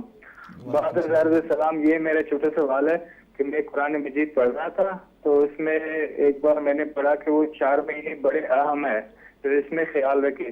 اگر اس میں تھوڑا سا وضاحت کرے تو بہت مہربانی ہوگی. جزاکم اللہ جناب، شکریہ۔ مولانا منیر احمد صاحب خادم سے درخواست ہے۔ یہ جو 4 مہینے قرآن مجید میں آتا ہے کہ حرمت والے ہیں، تو دراصل قرآن مجید جیسا کہ ابھی ہم ذکر شروع سے کرتے چلے آ رہے ہیں کہ دنیا میں امن پھیلانے والی کتاب ہے، اور یہ جو 4 مہینے ہیں دراصل یہ حج کے مہینے ہیں۔ اس میں آخری مہینہ ذی الحج کا ہے، اور اس سے پہلے اوپر 3 مہینے جو اور ہیں وہ رجب، محرم، شعبان، محرم، ذی قعدہ اور ذی الحج، یہ 4 مہینے جو ہیں نا یہ اس لیے قرار دیے کہ اس میں لڑائی جھگڑا نہیں ہونا، جنگ نہیں ہونی، کہ اب حج کے لیے جو سواریاں نکل رہی ہیں، جو لوگ جا رہے ہیں، ان کے لیے راستے کا امن جو ہے یہ میسر آ جائے۔ کیونکہ قرآن مجید میں اللہ تعالیٰ یہ فرماتا ہے کہ جو یہ خانہ کعبہ ہے، جو یہ بیت اللہ شریف ہے، اس کو ہم نے دنیا کے لوگوں کے لیے ایک امن قائم کرنے کا جو ہے وہ ذریعہ بنایا، اور تمام دنیا کے لوگوں کو حج کے مہینے میں اکٹھا ہونے کا یہاں پر حکم دیا تاکہ سب اس امن کے پیغام کو یہاں سے حاصل کریں۔ اگرچہ کہ آج کے موجودہ دنوں کے اندر اس طریقے سے وہ پیغام حج کے دنوں میں نہیں پہنچایا جاتا جو انشاءاللہ تعالی ہمیں امید ہے، اور امید کیا، خدا تعالیٰ کی ذات سے یہ پیشگوئیاں موجود ہیں کہ جب اللہ تعالیٰ حضرت امام مہدی علیہ الصلوۃ والسلام کو یہ موقع عطا فرمائے گا، ان کی جماعت کے خلیفہ کو، اور کہ وہ وہاں سے خطاب فرمائیں گے حج کے دن، تو اصل خطاب وہ ہوگا جس میں امن کی تعلیم دی جائے گی، جس کے اندر جو ہے وہ یہ بات بتائی جائے گی کہ نبی کریم صلی اللہ علیہ وسلم کی آمد کا اور بیت اللہ شریف کے قیام کا مقصد کیا تھا۔ یہ بات اس وقت بیان کی جائے گی، لیکن اس وقت میں صرف اسی لیے یہی بات آپ کی خدمت میں عرض کرنا چاہتا ہوں کہ یہ 4 مہینے جو ہیں وہ اسی لیے حرمت والے مہینے قرار دیے گئے ہیں کہ تاکہ حج جو ہے وہ امن و امان کے ساتھ اور صحیح طریقے سے جو ہے وہ ہو جائے۔ اس میں کسی کو یہ بھی نہیں کہا گیا کہ وہ اپنا ہتھیار باہر نکالے یا لڑائی جھگڑا کرے یا گالی گلوچ نکالے۔ قرآن مجید میں آتا ہے کہ جو حج کا ارادہ کر لے، فلا رفثا ولا فسوقا ولا جدال فی الحج، کہ نہ تو بے حیائی کی بات کرنی ہے، نہ جھگڑا کرنا ہے، نہ کوئی فسوق کی بات کرنی ہے، اور نہ بد امنی پھیلانے والی کوئی بات بھی کرنی ہے، بجائے اس کے کہ انسان ہتھیار نکال کے لڑائی یا جھگڑا کرنا شروع کر دے۔ تو یہ وہ تعلیمات قرآنی ہیں جو ان حرمت والے مہینوں کے حوالہ سے قرآن مجید میں قرار دی گئی ہیں، اور اسی لیے کہ قرآن مجید میں تو یہ تعلیم دی گئی ہے کہ ہم لوگوں نے دشمنوں کے ساتھ بھی انصاف کا سلوک کرنا ہے۔ دشمن، اگر لوگ تو عام طور پر اپنوں کے ساتھ انصاف کی بات کرتے ہیں نا، لیکن قرآن مجید اپنے امن کے حوالے سے دنیا میں چوٹی پر پہنچ گیا ہے، اتنی عظیم الشان چوٹی پر پہنچ گیا ہے کہ قرآن مجید وہ پہلی کتاب ہے جس کے اندر یہ تعلیم نازل ہوئی ہے۔ ہمارا چیلنج ہے کہ قرآن مجید سے پہلے یہ تعلیم کسی بھی مقدس کتاب کے اندر نہیں ہے۔ کیا تعلیم ہے؟ وَلَا يَجْرِمَنَّكُمْ شَنَآنُ قَوْمٍ عَلَىٰ أَلَّا تَعْدِلُوا اعْدِلُوا هُوَ أَقْرَبُ لِلتَّقْوَىٰ، کہ تم کسی قوم کی دشمنی بھی تم کو اس بات پر آمادہ نہ کرے کہ تم انصاف کو چھوڑ دو۔ انصاف کرنا ہے، یہ تقویٰ کے زیادہ قریب ہے۔ تو قرآن مجید تو یہاں تک لے جاتا ہے۔ قرآن مجید تو ہرگز بد امنی پھیلانے والا اور امن کو ضائع کرنے والا مذہب نہیں ہے۔ تو اس حوالے سے قرآن مجید کو پڑھنا ہوگا، اور پھر یہی کہا جائے گا کہ قرآن مجید کو اگر پڑھنا ہے تو حضرت مسیح موعود علیہ الصلوۃ والسلام کی آنکھوں سے پڑھو، جو آپ نے نور پھیلایا دنیا میں، اس کو لے کر جو ہے وہ دیکھو۔ جی، جزاکم اللہ تعالیٰ حسن جزا۔ تو ناظرین کرام، آج کا جو ہمارے ایپیسوڈ کا وقت ہے یہ اسی کے ساتھ ختم ہوا چاہتا ہے۔ آخر پر میں سیدنا حضرت اقدس مسیح موعود علیہ السلام کا ایک اقتباس آپ کی خدمت میں پیش کرتا ہوں، جس میں حضور فرماتے ہیں، قرآن شریف ایسا معجزہ ہے کہ نہ وہ اول مثل ہوا اور نہ آخر کبھی ہوگا۔ اس کے فیوز و برکات کا در ہمیشہ جاری ہے، اور وہ ہر زمانے میں اسی طرح نمایاں اور درخشاں ہے جیسا کہ آن حضرت صلی اللہ علیہ وسلم کے وقت تھا۔ علاوہ اس کے یہ بھی یاد رکھنا چاہیے کہ ہر شخص کا کلام اس کی ہمت کے موافق ہوتا ہے۔ جس قدر اس کی ہمت اور عزم اور مقاصد عالی ہوں گے، اسی پائے کا وہ کلام ہوگا۔ سو وحی الہی میں بھی یہی رنگ ہوگا۔ جس شخص کی طرف اس کی وحی آتی ہے، جس قدر ہمت بلند رکھنے والا وہ ہوگا، اسی پائے کا کلام اسے ملے گا۔ حضرت صلی اللہ علیہ وسلم کی ہمت و استعداد عزم کا دائرہ چونکہ بہت ہی وسیع تھا، اس لیے آپ صلی اللہ علیہ وسلم کو جو کلام ملا وہ بھی اس پائے اور رتبہ کا ہے کہ دوسرا کوئی شخص اس ہمت اور حوصلہ کا کبھی پیدا نہ ہوگا۔ تو ناظرین کرام، انشاءاللہ العزیز جو ہم اپنی سیریز آپ کی خدمت میں پیش کر رہے ہیں قرآن مجید کے تعلق سے، انشاءاللہ العزیز آئندہ جو ہفتہ ہمارا آنے والا ہے مورخہ 16 جولائی 2016 کو، اس کا عنوان ہوگا قرآن مجید میں مذکور پیشگوئیاں۔ قرآن مجید میں جو پیشگوئیاں موجود ہیں جس کو آج کے زمانے میں ہم پوری ہوتے ہوئے دیکھ رہے ہیں، ان کے تعلق سے کچھ تفاصیل ہم آپ کی خدمت میں پیش کریں گے۔ تو ہمارا اگلا ایپیسوڈ مورخہ 16 جولائی 2016 ہفتے کے روز انڈین ٹائم کے مطابق رات کے 9:30 بجے اور جی ایم ٹی کے مطابق سحر کے 4 بجے قادیان دارالعلومان سے ہم آپ کی خدمت میں لائیو پیش کریں گے۔ تب تک کے لیے اجازت دیجیے گا۔